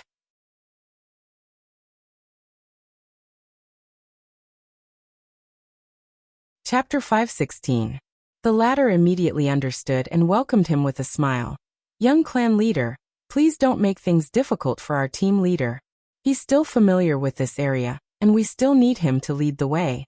If he gets distracted and takes the wrong path into the deep mountains and forests, we'll all become food for the demonic beasts. Besides, our leader doesn't speak the common language. We're the only ones who can communicate with him. If you have anything to say, why don't you tell me? I'll pass it on to both sides later. The officer quickly pulled Kei-ting away from Zhang Xiuzhu with a warm smile on his face. Never in his wildest dreams would Kei-ting have imagined that this smiling fellow was actually one of the famous torturers of the Imperial Secret Service. Who knew how many skins he had personally peeled off, not to mention how proficient he was in other cruel methods of torture. But just this smile alone made Kei-ting, whose heart was in turmoil, feel a deep sense of security. At this moment, the two of them were undoubtedly chatting happily, as if they were close friends who were talking and laughing as they walked further and further away. Zhang Xiuzhu looked at the backs of the two people as they disappeared into the distance. Then he faintly sighed and said in his heart, "Why don't I just kill them? It's so annoying to always have a fly by my side." The group advanced for another 4 hours. They were less than half an hour away from the Frost Mirror Cavalry's encampment. However, Zhang Xiuzhu, who was at the front of the group, suddenly raised his right hand. In that instant, whether it was the cavalry or the supply troops, they all stopped in their tracks and carefully drew their weapons. The Frost Mirror Cavalry, who was already suspicious of these northern frontier people, was shocked. They also drew their weapons. But the targets of the two sides were completely different. The northern frontier people were guarding the dense forest in front of them, while the Frost Mirror Cavalry were guarding against these people from the northern frontier. After a few breaths, the Frost Mirror Cavalry realized that the people from the northern frontier people weren't targeting them. But even though they were embarrassed, they didn't put down their weapons. They were still on high alert, as if they were worried that the people from the northern frontier people were putting on a show. They were waiting for them to lower their guard before attacking. "General, may I ask what's going on?" Kei-ting whispered to a few of his trusted generals. Then, he rode to the front of the formation to ask about the situation. "There are no beasts in the forest. Even a startled bird wouldn't fall. What do you think is going on?" Zhang Xiuzhu glanced at Kei-ting and said something in code, which the genial officer passed on to Kei-ting. According to the original plan, there would be an ambush on the way. But the location of the ambush surprised Zhang Xiuzhu. This place was only a few minutes away from the Shuangjian dynasty's military camp. As long as they passed through this dense forest, they would enter the open plains. Then they would arrive at the place where the Frost Mirror Cavalry was gathered. If the commander of the Divine Forest Guard wasn't an idiot, he wouldn't have set up an ambush in such a place. After all, if the commotion caused by the battle had attracted the attention of the Frost Mirror Cavalry, these starving fellows would quickly realize that there were no armed forces from the northern region in this dense forest that blocked their path of retreat. It was just a little more troublesome to travel. After passing through this forest, they would be able to reach Eastwood City, and then return to the Frost Mirror Plains through the main road there. Letting the Frost Mirror Cavalry see a way out was a small matter. After all, most of the troops in the Northern Territory had gathered here, and the encampment wasn't too far away. If the Frost Mirror Cavalry gave up on their mobility and entered the forest, they would lose at least 40% of their men before they could make it to the other end of the forest. Furthermore, there was a group of troops from the Southern Army blocking their path. When the pursuers met up with the Southern Expedition, they would be able to surround the Frost Mirror Cavalry and take them down. The only thing they had to be careful about was that if the two groups of Frost Mirror Cavalry encountered each other, they could use their mobility advantage to surround the Frost Mirror Cavalry. It was hard to say whether the Frost Mirror Cavalry would be surrounded by the northern frontier or the Southern Expedition. Therefore, the ambush in front of them either had the confidence to take them down in an instant, or it was really an ambush. Moreover, it was an ambush that didn't know the current situation. Of course, the ambush wasn't the obedient rebel army of the aristocratic families punished by Li Zhongxing in the north.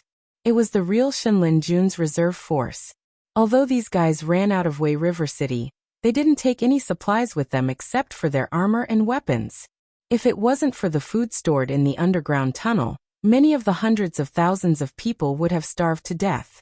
In any case, this show was most likely real. The camouflaged troops had either been eliminated, or were waiting for their prey in a further place, or they had been set up by Li Zhongxing on their way back. It was just that this ambush was a little too amateurish. Not only did they clear the entire forest of wild beasts, they didn't even chase away the birds above them. Anyone who didn't know anything about the art of war, or didn't pay attention to the details would definitely choose to go around this forest, and choose another path. Were these guys really the elite Shenlin Jun's reserve force? Zhang Xiuzhu reached out and patted his forehead. His face was gloomy as he raised his right hand and gently pressed it forward twice. According to the organization of the northern region, a heavy wagon was equipped with 4 civilian laborers and 2 auxiliary soldiers whose fighting strength was not as good as the frontline troops. However, Li Zhongxing had long replaced the civilian laborers and the auxiliary soldiers with the good soldiers of the Southern Expedition Army, who did not look like much. Now they had 85 generals with good fighting strength and 1,200 elite soldiers at their disposal. It sounded good, but if they really encountered the hundreds of thousands of Shenlin Jun's reserve force, it would be no different from delivering food to them. In fact, without the protection of seniors like the Fallen Star Army, Zhang Xiuzhu felt that even if they encountered a group of defeated soldiers, even if the difference in numbers between the two sides wasn't that big, their chances of winning were really low. After all, the ordinary soldiers of Shenlin Jun's reserve force were basically equal to most of the Frost warriors on the battlefield. The Northern Frontier's reserve force might have more elite soldiers, but the difference wasn't that big. As for the combat strength of those elite soldiers, in a battle of this level, it was almost negligible. Fortunately, not many people noticed that something was wrong. Following Zhang Xiuzhu's order, a group of 10 elite soldiers instantly broke away from the formation and entered the dense forest in front of them with swords and shields in their hands. Soon, they were blocked by the dense weeds and tree trunks. Zhang Xiuzhu turned his horse slightly, closed his eyes slightly, and began to count silently. 1, 2, 3.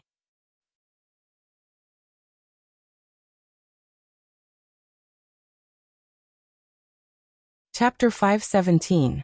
15 breaths. Zhang Xiuzhu's eyes suddenly widened. He raised his right hand and made a fist.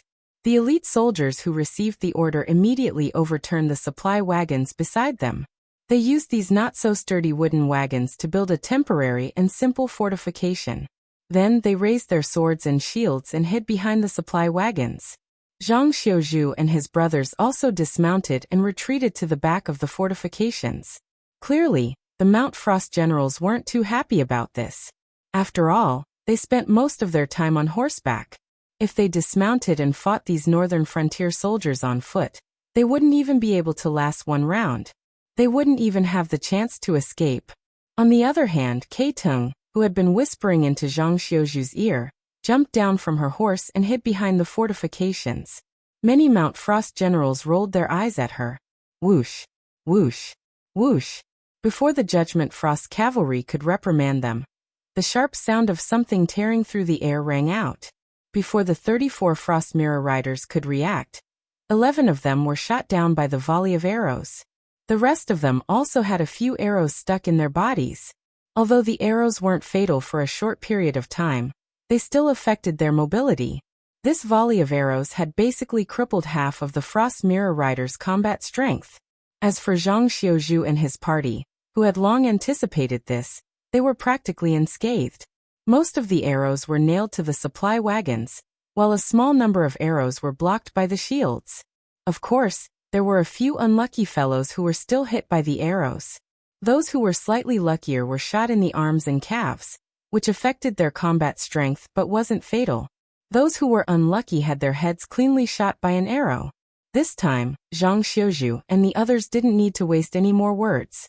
The remaining Frost Mirror cavalry immediately dismounted from their horses, which they viewed as their lover, and scrambled into the fortifications of the supply wagons. They began to wail like ghosts and howl like wolves. The Mirror Frost dynasty only had 2 battle styles. The first was to use cavalry and archers to harass the enemy, while slowly trailing behind them. The second was to directly charge forward with the army. They didn't care about losses and only wanted to engage in close combat with the enemy. Of course, aside from the boorish ones, the Mirrorfrost generals who could make the latter battle strategy were basically all confident that they would win. Who are these guys? Keiting was trembling all over. His teeth chattered as he spoke. It was so loud that one would worry that he would bite his tongue. Zhang Xiuju's lips curled up. A bitter smile appeared on his face. He ordered in code, "Repair the fortification. Move the extra supply wagons to the front. We will wait for 1 or 2 more rounds of attack to see how strong the enemy is." To put it bluntly, there was no first place in literature and no second place in martial arts. Everyone knew that during the time of the Wanjian dynasty, Lei Qiuxing, Yan Xingqi, and their personal guards were all elites in the world and were equally matched.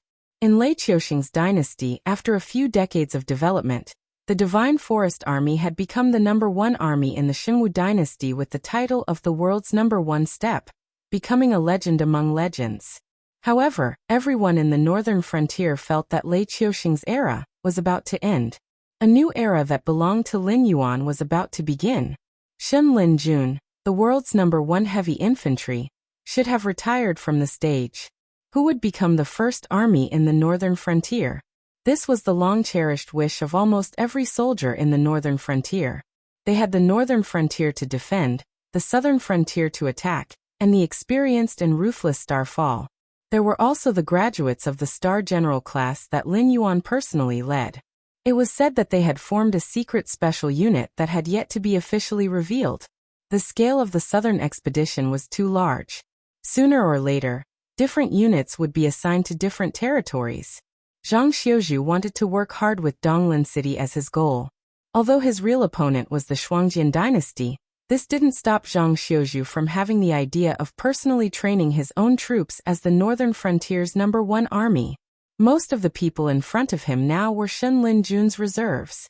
If he didn't even have the guts to challenge the reserves, how could Zhang Xiuju still have the face to compete for the title of the northern frontier's #1 army?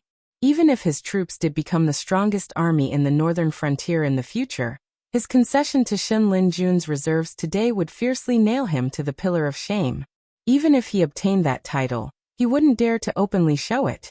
Although most of the people present were not Zhang Xiuju's subordinates, they were at the top of the southern expedition's food chain. Naturally, they wouldn't have the idea of directly retreating after hearing the other party's name. Now that Zhang Xiuju wanted to stay and fight with the other party, for them, it was something they couldn't ask for more. The other party shouldn't have a lot of people. They are just a defeated army. Zhang Xiuju slightly raised his eyebrows and sneered. Although the ambush technique is lame, if it weren't for our quick reaction, they could have leisurely come up and killed us one by one. This level of attack isn't something that can be done by just anyone, so their identity is correct. The only thing that is wrong is the number of people. You mean? Officer Gung quickly took over the conversation, squinted his eyes and said, "The other party deliberately covered up their marching tracks and scattered in the territory of the northern frontier. They just want us to focus on their original marching route. But in fact, the people who are still marching along their original marching route are almost all abandoned pawns?" Zhang Xiuju nodded slightly and continued. "Also, if they have enough people, they should have come up to fight us at close range after seeing that we have finished building the fortifications and exposed their existence with the rain of arrows. But they haven't done anything yet. I think they are either the allies of the 500,000 Frost Mirror cavalry, or they don't have enough people and don't have the confidence to fight us at close range." The rain of arrows just now came suddenly and uniformly. Zhang Xiuju only heard the loud sound of bowstrings being released. Obviously, these people had drawn their bows, pulled their strings, and released their bows at almost the same time, so the countless sounds converged into one loud sound. This was not something that an ordinary army could do. But Zhang Xiuju's command was good, and his subordinates reacted quickly. Even building the fortifications with local materials was only a matter of seconds. This was not something that an ordinary army could do. So even if the other party was Shen Lin Jun's reserve force, They had no choice but to take Zhang Xiuju's army seriously.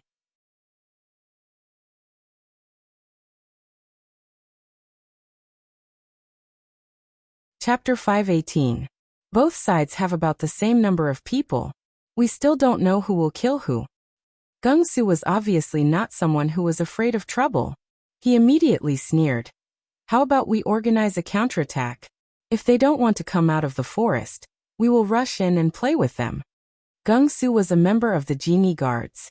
He was Yu Dingchen, the one who received the order from Li Zhong. After delivering Li Zhong's handwritten document to Li Zhongxing, Yu Dingchen didn't immediately return to the safe Shunning City. Instead, he chose to stay at the front line to help the southern expedition. Although the ones sent to occupy the source of Wei River were a few subdivisions of the southern expedition, it didn't mean that the main force didn't lack manpower. Based on the current tragic degree of one army against a country, Li Zhongxing's troops had to be at least 3 times more than before to have the capital to be strong. Zhang Xiuju gently shook his head and sighed. No matter what, the other side is the world's elite Shenlin Jun. Even if they are in the reserve force, they are not much weaker than us. If we rush in and fight with them, it won't be called a war. Speaking of this, Zhang Xiuzhuan paused and smiled bitterly. It's called delivering food. Yu Dingchen, who was originally calmed down by Zhang Xiuzhu, suddenly changed his expression. Even the hot blood in his chest cooled down a lot. Whether he admitted it or not, Zhang Xiuzhu's judgment was correct. After all, since ancient times, soldiers fought soldiers, generals fought generals. No one would give up the identity of a purple-level general to kill a small group of soldiers. In this case, the elite soldiers of the northern frontier were obviously not inferior to anyone. But only Shenlin Jun was outside of common sense. This army that was firmly controlled by Lei Qiuxing recruited new soldiers every year. They were not selecting soldiers at all. Instead, they were selecting people who had the qualifications to become generals, and bringing them back to Wei River City for training. Therefore, it was not an exaggeration to say that Shenlin Jun's reserve force was all generals. Not to mention their army, looking at the entire northern frontier, except for the 5,000 Star Fallen army, there was probably only the secret army formed by the Star class that could win against Shenlin Jun's reserve force. After all, Shenlin Jun was selecting generals, but the Star class selection of recruits was almost like selecting monsters. Zhang Xiuzhu, a scholarly general, could be regarded as a confidant and successor by Li Zhongxing after meeting Li Zhongxing face to face. Naturally, he had the ability, and he was only qualified to be invited to the Star class for an interview. If he rejected it, then so be it. It was as if Lin Yuan had never cared about him. Although Li Zhongxing had the title of Southern Expedition General, in fact, he had only been brought out of Shenlin Jun's reserve force for a little more than a year. However, this did not mean that Li Zhongxing was a newcomer to the battlefield. On the contrary, with Luo Su's teaching and the process of fighting against various aristocratic families in the north, Li Zhongxing's growth speed could be said to be leaps and bounds. He quickly implemented the knowledge that he had learned in Wei River City. The current Li Zhongxing could not be said to be a famous general who could move unhindered in the world. But his level was not inferior to veteran generals who had fought hundreds of battles on the battlefield. Just based on this point, one could tell what kind of monsters were in the Star class, not to mention those talented generals that Lin Yuan had focused on recruiting. Any one of them, after training for a period of time and turning their theoretical knowledge into experience, could be in existence that could lead a large army by themselves. We can't beat them, but that doesn't mean that I can't deal with them. My soldiers! Zhang Xiuzhu leaned against the fortifications and roared in a low voice. The elite soldiers around instantly cast their gazes over.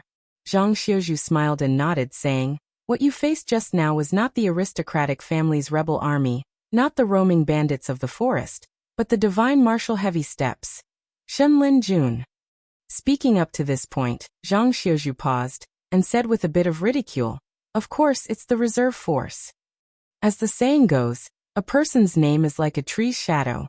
Shenlin Jun's name was well known throughout the world. Even the people of the northern frontier had heard of this invincible army that gathered the leaders of the Xinwu dynasty. If they were told that the ambush was Shenlin Jun, Even if these elite soldiers had a strong sense of bravery in their hearts, they would not do something that would send them to their deaths. However, Zhang Xiuzhu pointed out that the other party was a reserve force, and even used a ridiculing tone to speak, which immediately drove away the nervousness in the hearts of many people. After the surrounding atmosphere calmed down a little, Zhang Xiuzhu continued, "Of course, Shenlin Jun has been an army for decades, and the requirements for recruiting soldiers are basically the king of soldiers or the talented orphans of the battlefield. However, my southern expedition has been an official army for less than half a year. Asking you to go and risk your lives is a bit too much."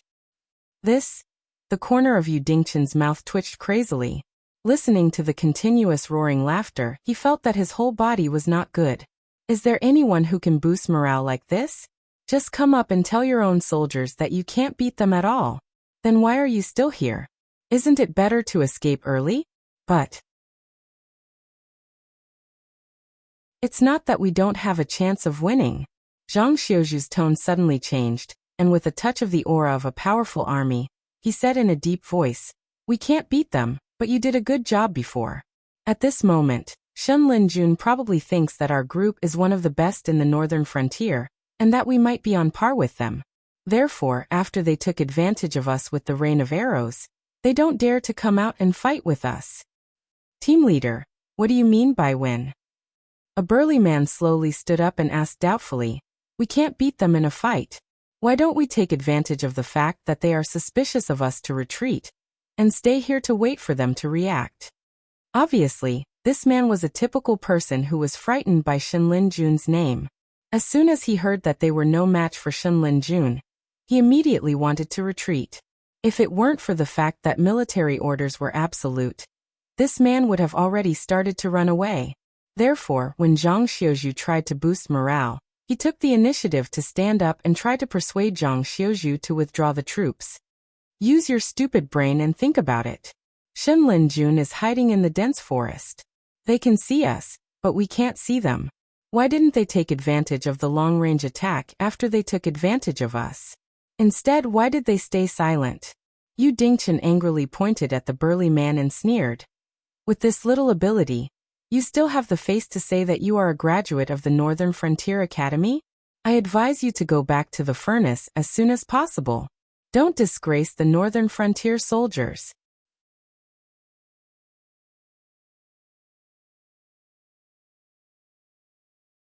Chapter 519. Zhang Xiuzhu slowly raised his right hand and pressed down Yu Dingchen's hand. He smiled and said, "Brother, that's a good question. If I want to win this war, I have to tell you what our chance of victory is. I also have to tell you why I'm so sure that we can win when I'm sure you're no match for them in a hand-to-hand combat." This time, even the burly man and Yu Dingchen looked at him with curiosity written all over their faces. First of all, although they are indeed elites who are stronger than us, they are still defeated soldiers in essence. If you've been praised as number one in the world for so many years, and then suddenly got pulled down from your pedestal, your first reaction would be to fight with your life on the line. But if you can't beat them, you would feel sorry for yourself and feel that you don't deserve the title of number one in the world. If you meet someone who's not weak, you might not be able to win. Right now, the Divine Forest Army's reserve forces were in such a state of mind. Simply put, their confidence had already been shattered. Otherwise, they wouldn't even have this round of arrow rain. In the past, how could the Divine Forest Army's reserve forces put us, who had seen our banners, in their eyes? Second of all, although they seemed to have the upper hand, we didn't lose much of our main force. On the contrary, not long after they were defeated in Wei River City, their connection with the Central Plains was cut off by us. No matter how elite they are, as long as they can't cross the Wei River, they are like rootless duckweeds. Their arrows and rations are getting less and less because there are no lone troops on this plain. They are either hordes of demon beasts or demi-human troops, a large number of auxiliary troops from my southern expedition, or the Fallen Star Army that broke their mentality. Therefore, they can't get any supplies at all. Of course, you may ask me why they don't bully the Shuangjian barbarian. In fact, the answer is very simple. Because the Shuangjian barbarian are now poorer and more miserable than them. At least there are some supplies stored in the Wei River City tunnels for them to maintain. But what can the Shuangjian barbarian eat after their rations and horses? They were so hungry that they wanted to eat people. Thirdly, based on the above situation, Shenlin Jun's reserve force is currently using the tactic of breaking up the entire force and trying to infiltrate all parts of the northern frontier territory. They are waiting for the Xinwu dynasty to use them in the future. However, the northern frontier territory is currently being cleaned up, and all the resources have been moved to the hinterland of the northern frontier. The northern frontier prince's mansion is in charge of the distribution of the resources, and the Northern Territory Chamber of Commerce is personally escorting them. Therefore, it is a complete joke for them to try to infiltrate the place. Not to mention all kinds of supplies, they might not even be able to find people. That's why the bullsh *T of breaking up into smaller groups and sneaking into other places is just to fool people. They split up into various small groups simply because their main group can't support so many people. They can only be separated and left to fend for themselves. That's why we've only encountered some abandoned remnants. That's why they don't dare to show themselves even now. Zhang Xiuzhu stretched out his hand and pointed at the dense forest in front of them. He grinned and said, "What you're facing now isn't the world's number one. It's just a group of defeated and abandoned dregs. Can anyone tell me how we're going to lose against such dregs?" Pa. Zhang Xiuzhu stretched out his hand and slapped his face as he spoke. He said coldly, "We can't lose this battle, and we can't lose. Anyway, I Zhang Xiuzhu can't afford to lose face like this. I think everyone here can't afford to lose face like this either. Fight to the death. Fight to the death." Zhang Xiuzhu's method of mobilizing the troops' morale wasn't brilliant, but it was very clever. Firstly, he directly stated that with their strength, they would definitely be annihilated if they engaged in hand-to-hand combat. This made certain people who were eager to gain merit and disregarded the consequences would have no choice but to obediently stay behind the fortifications and listen to Zhang Xiuzhu's arrangements. Secondly, Zhang Xiuzhu fully analyzed the situation of the troops opposite them. In an atmosphere of near despair, he forcibly described the reserves of the world's number one army as smelly trash. This allowed them to see the dawn of victory in their despair. Thirdly, Zhang Xiuzhu bluntly called the other party dregs. If he lost this battle, wouldn't it mean that their team was even worse than dregs? No one was willing to lose face. Even Zhang Xiuzhu, who had lost both his parents and begged from door to door every day when he was young. Zhang Xiuzhu, who relied on hundreds of families to survive, couldn't afford to lose face like this. Not only would these people, who had relatives and friends, die in society, but even their relatives and friends would also be unable to raise their heads. Pa. Hearing the shouts around him, Zhang Xiuzhu gently clapped his hands to signal for everyone to be quiet. He smiled and said, "All right, although these dregs have become the first step to our fame, if we want to win this battle, we still have to follow my arrangements. Now let's bury the pot and cook." The corner of Yu Dingchen's mouth twitched violently again. What the F***ck is he playing at? First, he stirred up the morale of the troops with a set of twists and turns. This bastard actually didn't take advantage of this time to do anything meaningful. Instead, he wanted the troops to bury the pot and cook, as if everyone had been hungry all this time. I know you guys don't know why I want you to bury the pot and cook. Actually, I don't want to explain it. Zhang Xiuzhu watched the troops begin to prepare, then he smiled and said, "But just in case, I advise you guys to use this time to adjust the crossbows and familiarize yourself with the swords. Otherwise, when those guys rush out later, you guys won't even be able to withstand the first round. Those Shenlin Jun reserve soldiers inside don't know when the last time they had a proper meal is. If we cook here, once the aroma spreads out, it would be strange if they obediently watch." Awesome team.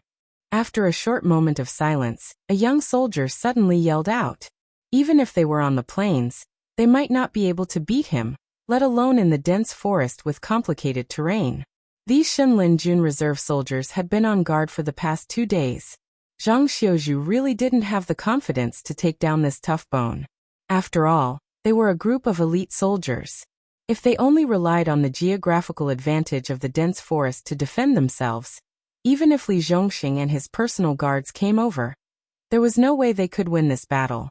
However, these Shenlin Jun reserve soldiers didn't attack them because they hated the people from the northern frontier. From the very beginning, their goal was to escort this batch of supplies. After all, the transport team of the Northern Territory Chamber of Commerce wasn't something that a group of defeated soldiers could challenge in terms of size and strength. Therefore, the Frost Mirror Cavalry wasn't the only ones who couldn't get supplies.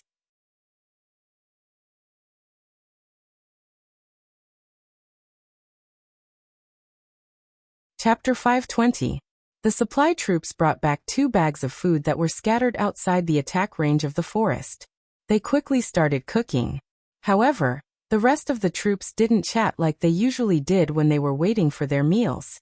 Instead, they silently used whetstones to test the sharpness of their weapons. A group of soldiers with strange crossbows were squatting behind the simple fortifications. They were all listening to the movements on the other side of the fortifications. To them, the enemy that attacked first was nothing but prey. "Brother Yu, what did your team leader say?" Kei Tung, who was sitting cross-legged on the ground, turned his head and asked Yu Dingqian. His face was pale from fear. He didn't know who the ambushers in the forest were, but they definitely weren't the Frost Mirror Cavalry. The arrows they used weren't the arrows of the Frost Mirror grassland. Even if the Frost Mirror Cavalry were starving, they wouldn't attack their own people. "Our commander said that there's a group of troublesome enemies hiding in the forest ahead. If we rush in and engage them in hand-to-hand combat, we'll lose without a doubt." Yu Dingqian chewed on the jerky in his hand as he spoke slowly. "But their target is our supplies. If we start cooking here, they'll take the risk and rush out of the forest to attack us. At that time, we can rely on the fortifications to kill them one by one." The reason Yu Dingqian was eating jerky wasn't because he had the privilege of an officer. It was because 500 of them, including him, were chosen to be Shenlin Jun's reserve troops. They were the last line of defense near the fortifications. Once that happened, they had to rush out and engage the enemy in hand-to-hand combat to buy time and space for the archers behind them to kill the enemy. "Then did your team leader say who the other party was?" Kei Ting looked at the jerky in Yu Dingqian's hand and swallowed his saliva as he asked in a low voice. Because Zhang Xiuzhu was a meticulous person, he always remembered what his persona was. Even when he was trying to boost morale, he was still using the code words of the Northern Frontier Army. Therefore, from what Kei Ting heard, the mute general was constantly telling his troops unknown numbers, and yet he was still able to stir up everyone's emotions. That was why Kei Ting asked this question out of curiosity. It wasn't that he hadn't thought that the enemy in the forest was the army of the northern region, but Zhang Xiuzhu and his men had reacted too quickly. The sentries who had gone into the forest to scout the situation hadn't even come out in a dozen breaths. They had immediately overturned the supply wagons and withstood the first salvo. Kei Ting did not believe that this was Zhang Xiuzhu's prediction. After all, if such an outstanding general was placed in the Shuangjian dynasty, he would at least be a major commander who commanded tens of thousands of cavalry. He would not be a direct subordinate of only 5 people. All of this seemed like a script that the northern frontier had prepared in advance. But after giving it some thought, Kei Ting felt that this wasn't the case. If the Northern Territory wanted to send people to disguise themselves as other troops to ambush and kill, they would first have to let these people see the other party's armor or identification. Then, while they were charging in, they would also make sure to leave behind some of the more important people among them as witnesses to report back to the Empire. This would infuriate the Reflection Frost dynasty. However, the enemy had no intention of showing up until now. Moreover, the previous attacks had no intention of leaving anyone alive. The only reason they were able to survive the first round of attacks was because of their cultivation and riding skills. After dodging the scythe of the Grim Reaper, they were able to roll and crawl behind the temporary fortifications. Pfft! Yu Dingqian sneered and narrowed his eyes. The Shuangjian dynasty might not have many spies, but that doesn't mean they don't know anything about the Frost Mirror Plains, right? Young clan leader, how many troops do you think there are in the north that can be considered troublesome to deal with?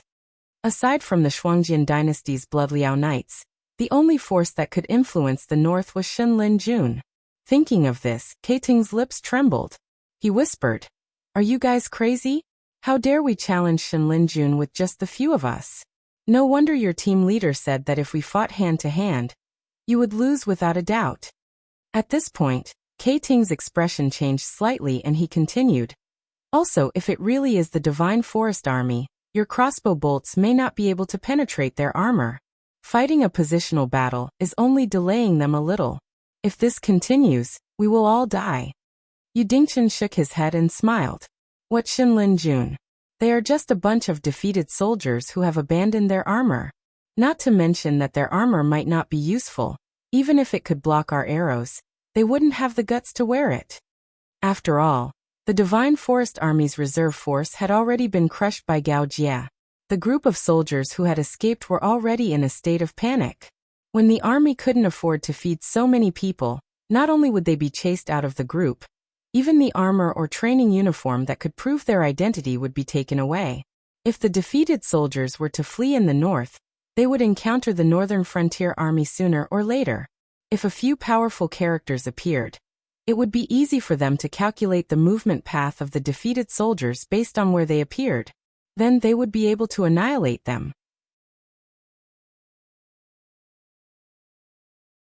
As a precaution, when the defeated soldiers were kicked out of the group, everything that could prove their identity would be taken away. When a tiger lost its claws and teeth, and an elephant lost its skin, these so-called fierce beasts, what was there to be afraid of? At this point, Yu Dingchen raised the jerky in his hand and said with a smile, "There's also this food. After eating it, you'll have to rush out and engage in close combat with the enemy when they're close enough to buy time for the archers behind. I see that you have been staring at it. Do you want to eat?" Keijua's expression changed slightly. While he grew up in a harsh environment like the Frost Mirror grassland, and was at the pinnacle of the airborne realm, as the young chief of the Green Fish tribe, how much danger could he have encountered? Many years of living like a prince had long since wiped away the courage in Keijua's body, and what little courage he had left was not enough to support his courage to charge out and engage in close combat with the enemy after knowing the identity of the enemy. Therefore, after a moment of hesitation, Keijua shook his head very calmly. It was obvious that he had overcome his appetite. They were all elite soldiers, so they carried out orders very quickly. It didn't take long for the aroma of the stewed rice to spread. Not only did it spread to the jungle, but even the simple fortifications had many people drooling. However, everyone knew that the cooking was just to lure the enemy out. At the very least, they had to wait until the upcoming battle was over before they could enjoy the meal.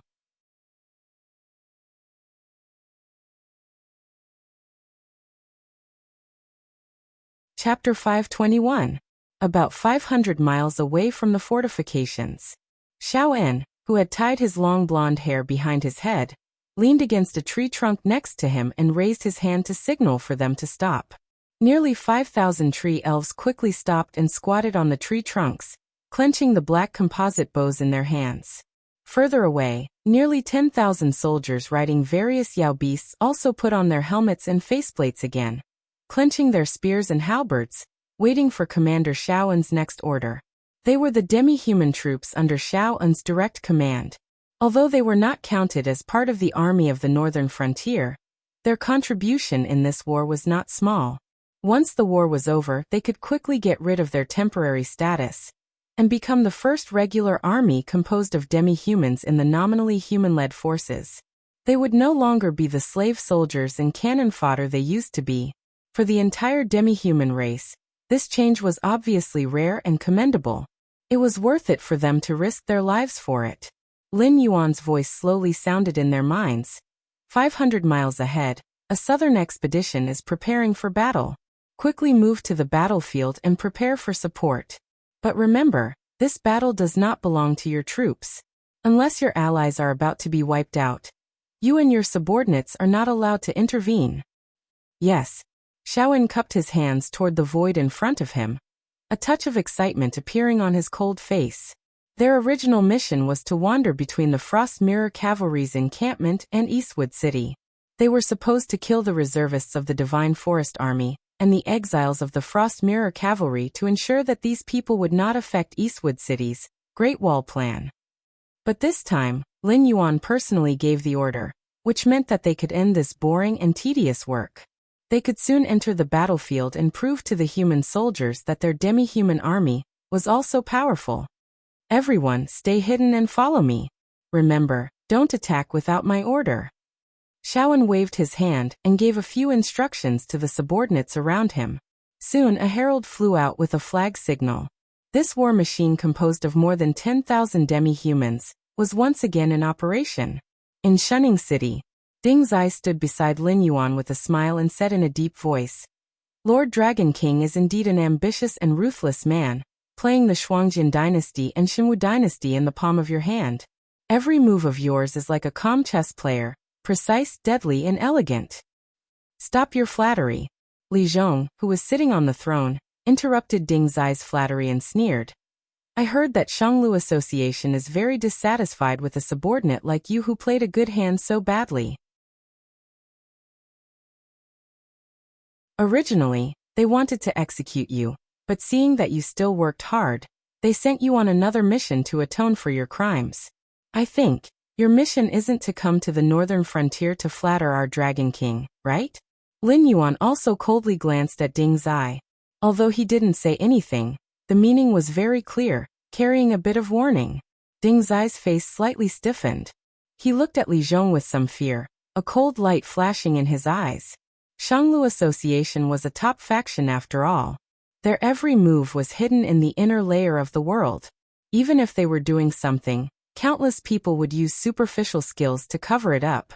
If it wasn't for internal members leaking information, outsiders would definitely not know about Shanglu Association's actions. Now that Li Zhong had seen through his disguise so easily, it was obvious that he had received some information in advance. Either the Shifter Emperor Association's spies had already infiltrated Shanglu Association, and their status shouldn't be low. Otherwise, they wouldn't know about the higher-ups' opinions on how to deal with him. Or, there were people in Shanglu Association who wished for Ding Zai's death. Before he arrived at the northern frontier, they had already leaked information to the northern frontier, letting Lin Yuan and Li Zhong know that he came with a mission that he had to complete. Because of this, they would have a bad impression of him. At the very least, all the channels of persuasion and flattery to repair the relationship between the two sides were blocked. Is Shanglu Association dissatisfied with this king's division of benefits, or? Lin Yuan finally opened his mouth, and there was some indifference in his tone. He wasn't afraid that Shanglu Association would fall out with him. After all, he wasn't strong enough. In this incident, he was only playing the role of cutting the cake. He didn't even eat much of the cake. All he could do was lick the cream on his knife. If Shanglu Association wasn't satisfied with this division of benefits, then they wouldn't be challenging Lin Yuan. Instead, they would be challenging the huge interest group formed by the other top factions. In the face of such a level of power, even if Shanglu Association was a top faction, it was just a building that could be crushed at any time. Ding Zai shook his head lightly and sneered. "Dragon King, you are overthinking. Although I am indeed here with a mission, this matter won't affect you or me. In fact, it is an enemy that you have to face. By informing you in advance, I am doing your northern frontier a huge favor. It will prevent you from being overwhelmed." Speaking up to this point, Ding Zai cast a sidelong glance at Li Zhong. The sneer on his face deepened. "I originally wanted to repair the relationship between the two sides. After all, I am a vice president of the Association of the Demon Arch. If I could obtain the support of the Association of the Demon Arch, then I would have more authority in Shanglu Association. In some decisions, I would naturally be more biased towards the northern frontier. Unfortunately, it seems like I was overthinking." Lin Yuan and Li Zhong both looked at Ding Zai with indifferent expressions. They didn't seem to be moved at all. Among the three people present, which one of them wasn't a demon? If Ding Zai could obtain the support of the Association of the Demon Arch, he would indeed be biased towards them in Shanglu Association's decisions regarding the northern frontier. However, that was only because with a powerful association of the Demon Arch, Ding Zai's power would be greater.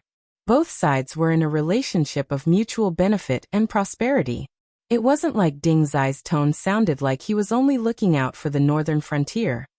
Ahem, then I will be direct. This time, I came to the northern frontier to inform you of the news. It is Lei Qiuxing's trump card. Because you Lin Yuan had previously led the evil sect members to the south, Lei Qiuxing had found a very suitable target to push the blame to. As such, we can no longer intervene. This matter can also be said to be you lifting a rock and smashing it on your own feet. Therefore, before the northern frontier is destroyed and things become completely out of control, we will not directly intervene. Ding Zai cleared his throat. Clearly, he didn't expect that Lin Yuan and Li Zhong didn't have any intention of giving him a way out. With resentment in his heart, Ding Zai didn't even use honorifics. Looking at Lin Yuan and Li Zhong, there was even a hint of pity in his eyes. Don't talk nonsense. Li Zhong's face darkened as he growled in a low voice.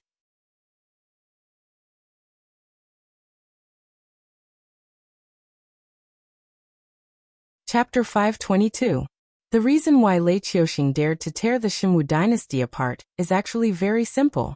It's because his trump card isn't an army or powerful cultivators. It's because he obtained support that he shouldn't have.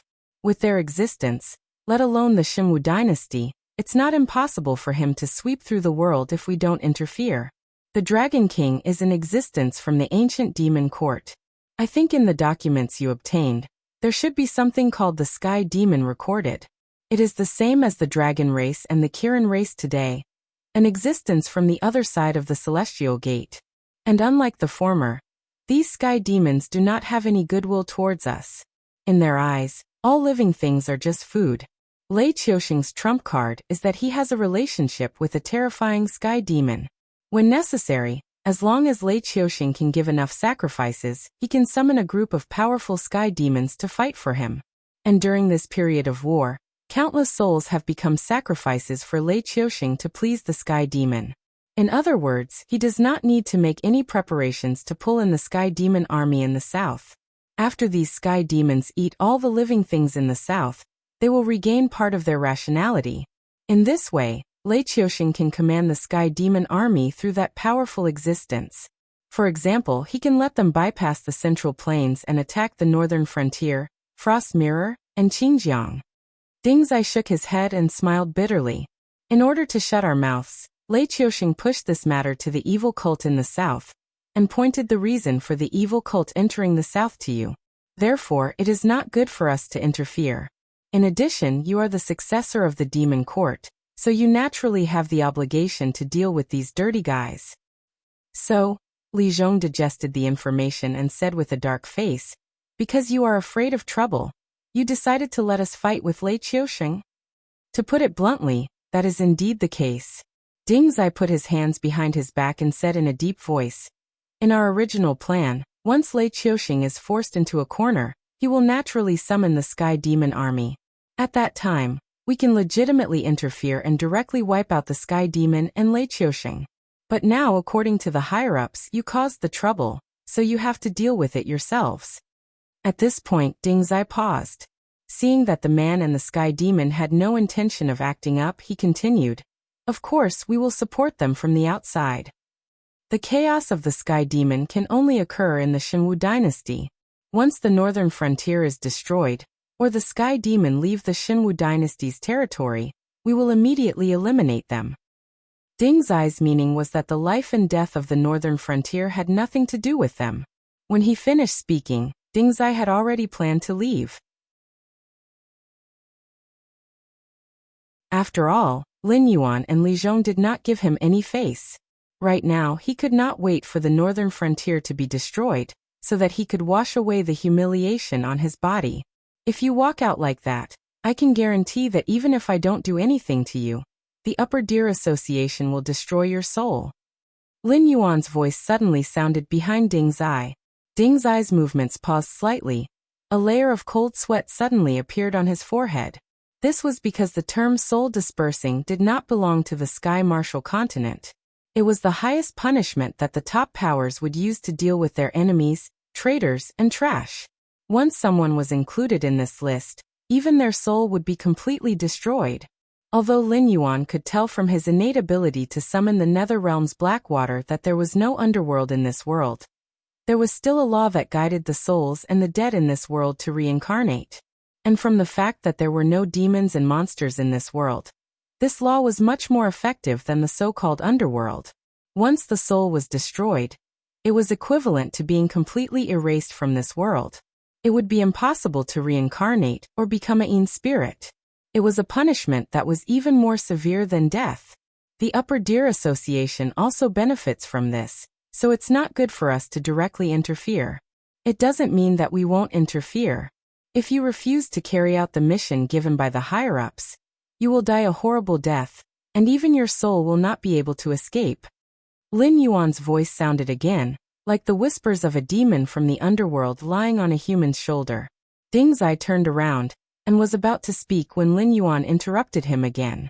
I have the means to deal with the sky demon, so I don't need you to provide me with the weapons needed to kill the sky demon. But after destroying the sky demon's body, my army must have the demon-suppressing weapon to ensure that all the dead sky demons will be captured and brought to me.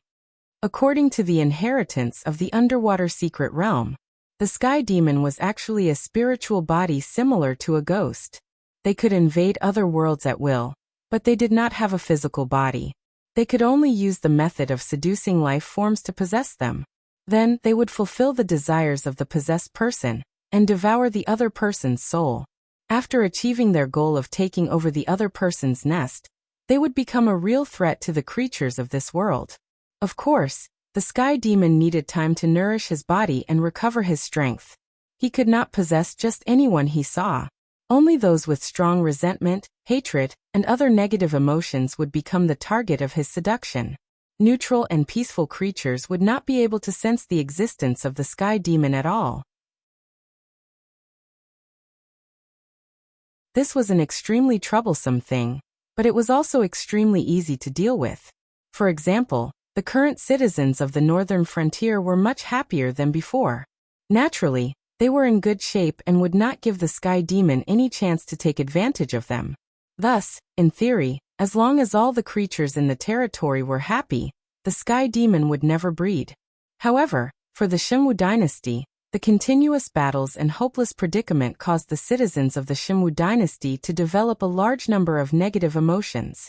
This could be said to be a breeding ground for the sky demon. The most troublesome thing about the sky demon was that they were spiritual bodies. Even if their physical bodies were destroyed, they would not die. At most, their minds would be injured and they would transform into formless objects to escape. After a period of time, they would possess a new physical body and become a new sky demon warrior. However, it was obvious that not everyone had a way to see and attack spiritual bodies.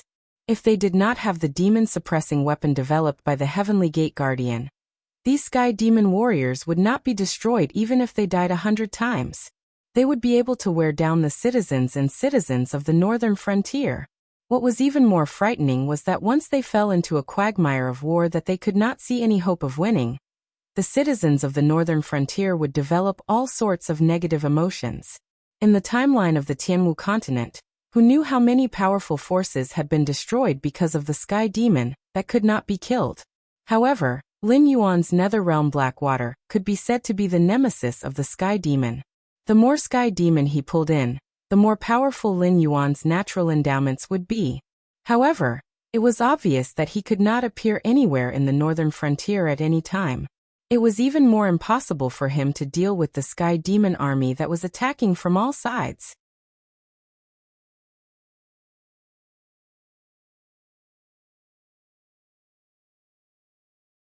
Chapter 523. This condition is acceptable, but the Deer Association's ability is limited. We can't equip all your troops with a demon-suppressing artifact. Even if we join forces with the other top factions, we can only equip every 5,000 troops with a demon-suppressing artifact. Ding Zai spread out his hands and frowned. Lei Qiusheng summoning the Sky Demon Army is just a small matter to the entire Sky Martial continent. The enemy we have to face is even more ferocious, and even if we have extra demon-suppressing artifacts, we can use them to replace the damaged ones at any time. Yes.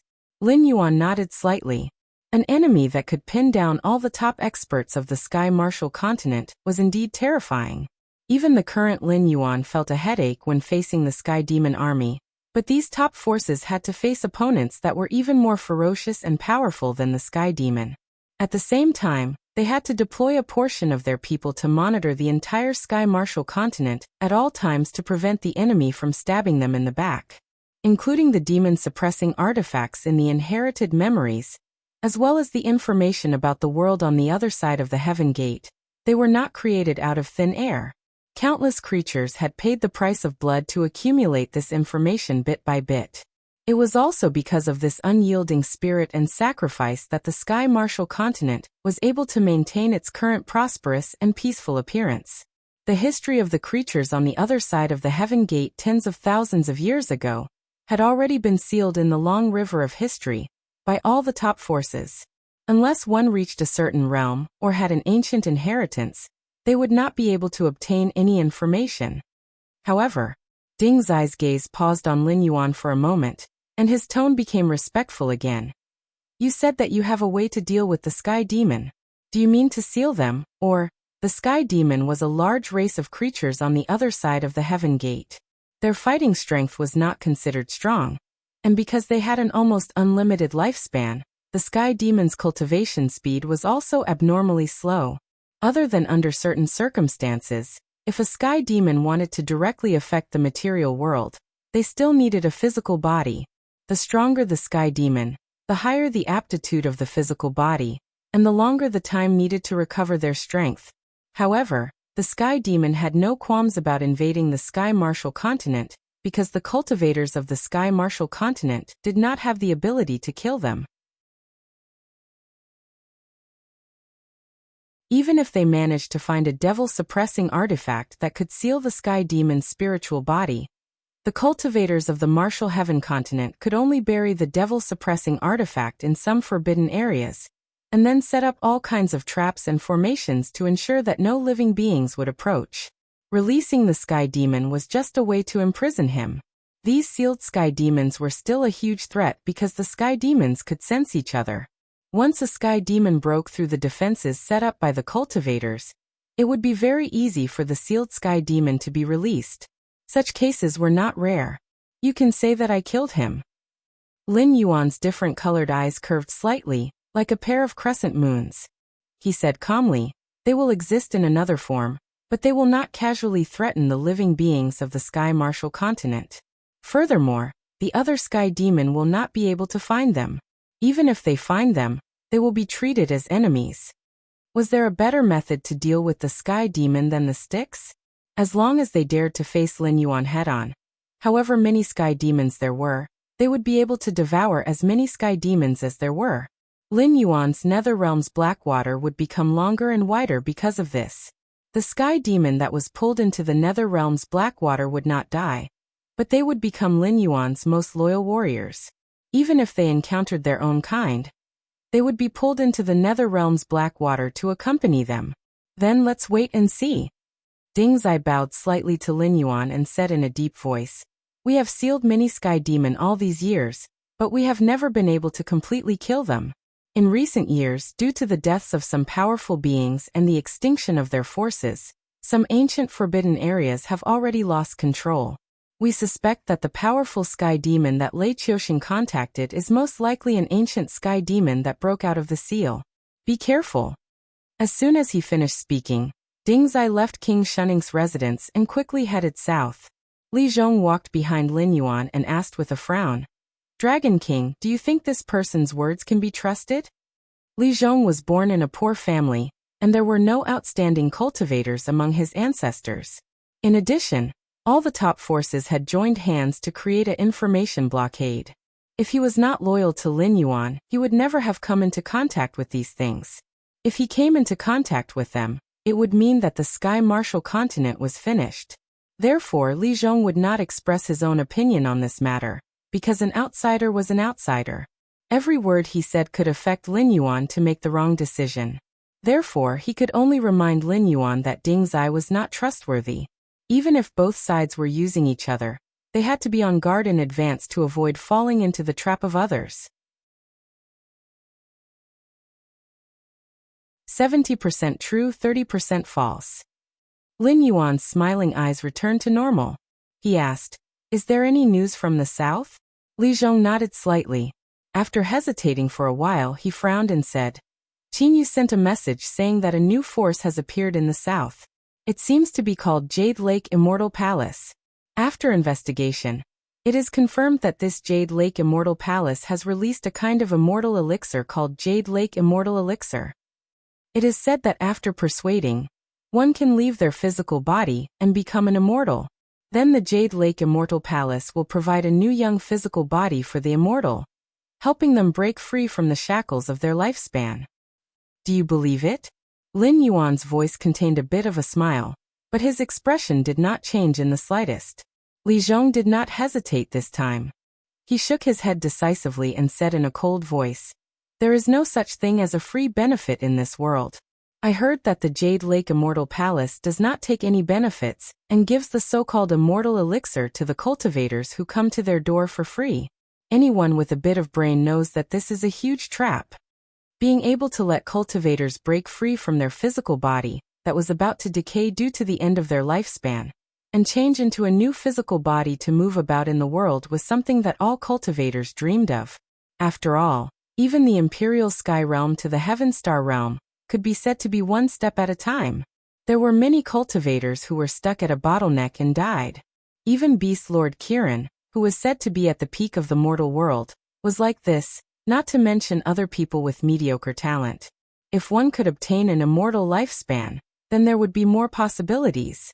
Perhaps one could really break into the next realm. But there was such a good thing that could be enjoyed without paying any price? Only those who were about to die and were unwilling to die and those brainless idiots would believe it.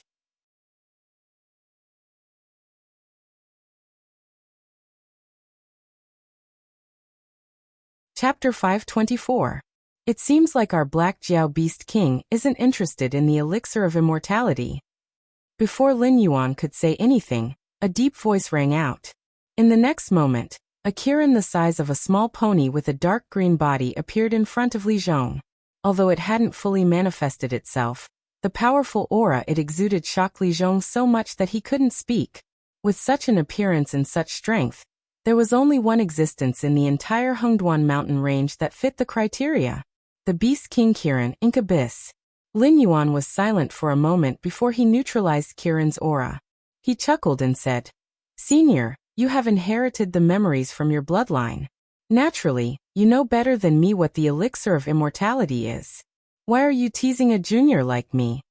Yao beasts were a race that paid attention to bloodlines. This was because their bloodline didn't only contain power, but also the memories engraved by their ancestors. Once their strength reached a certain level, these memories would awaken. Therefore, true descendants of divine beasts didn't need to worry about cultivation techniques at all.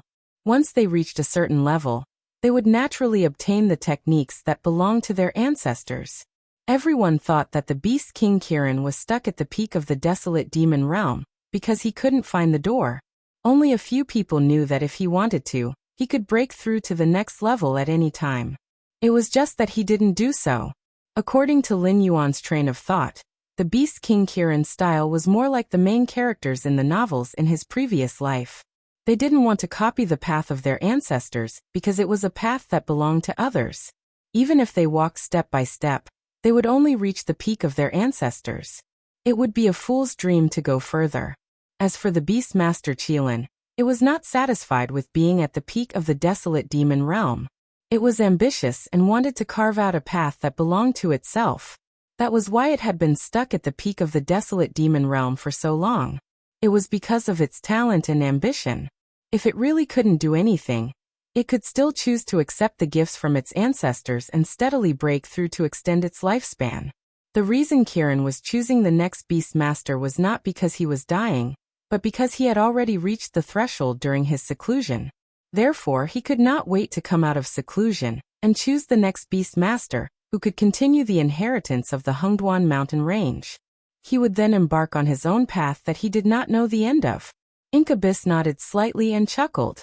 "I don't believe that you are the successor of the demon court, but your soul does not belong to this world. You have the aura of the origin world, but it is not pure. I also know that everything you have today cannot be separated from some special existence. Incubus's words were very natural, but Lin Yuan vaguely felt that it had some kind of incredible magical power.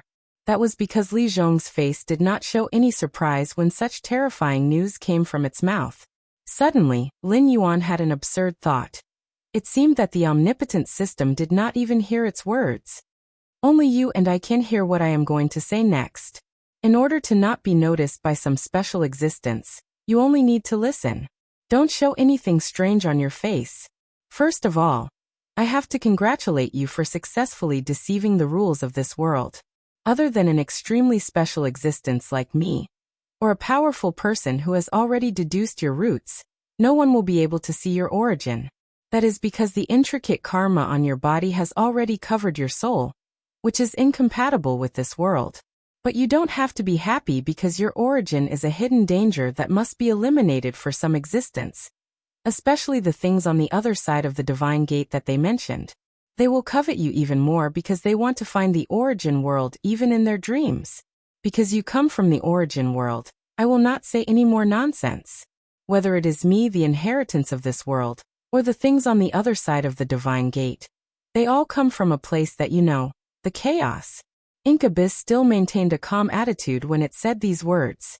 But Lin Yuan, who heard these words, had to try his best to suppress the excitement in his heart, so that he would not show anything strange. The chaos. That was the origin of everything. Any creature from there was an immortal myth. If everything was related to the chaos, then the way back to the past world could indeed be found through the divine gate. The timeline of my ancestors was the first cultivation tribulation of the chaos.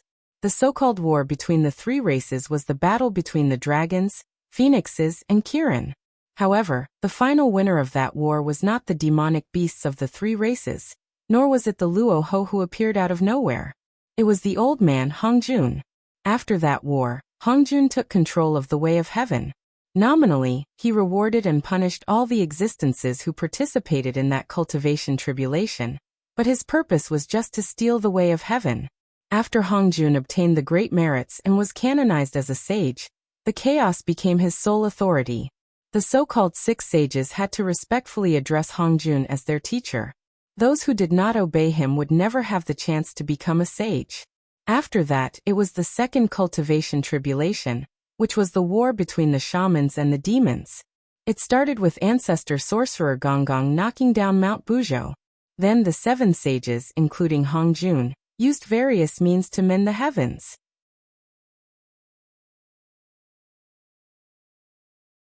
After that, the war between the shamans and the demons broke out. But the real purpose was just to deceive the public.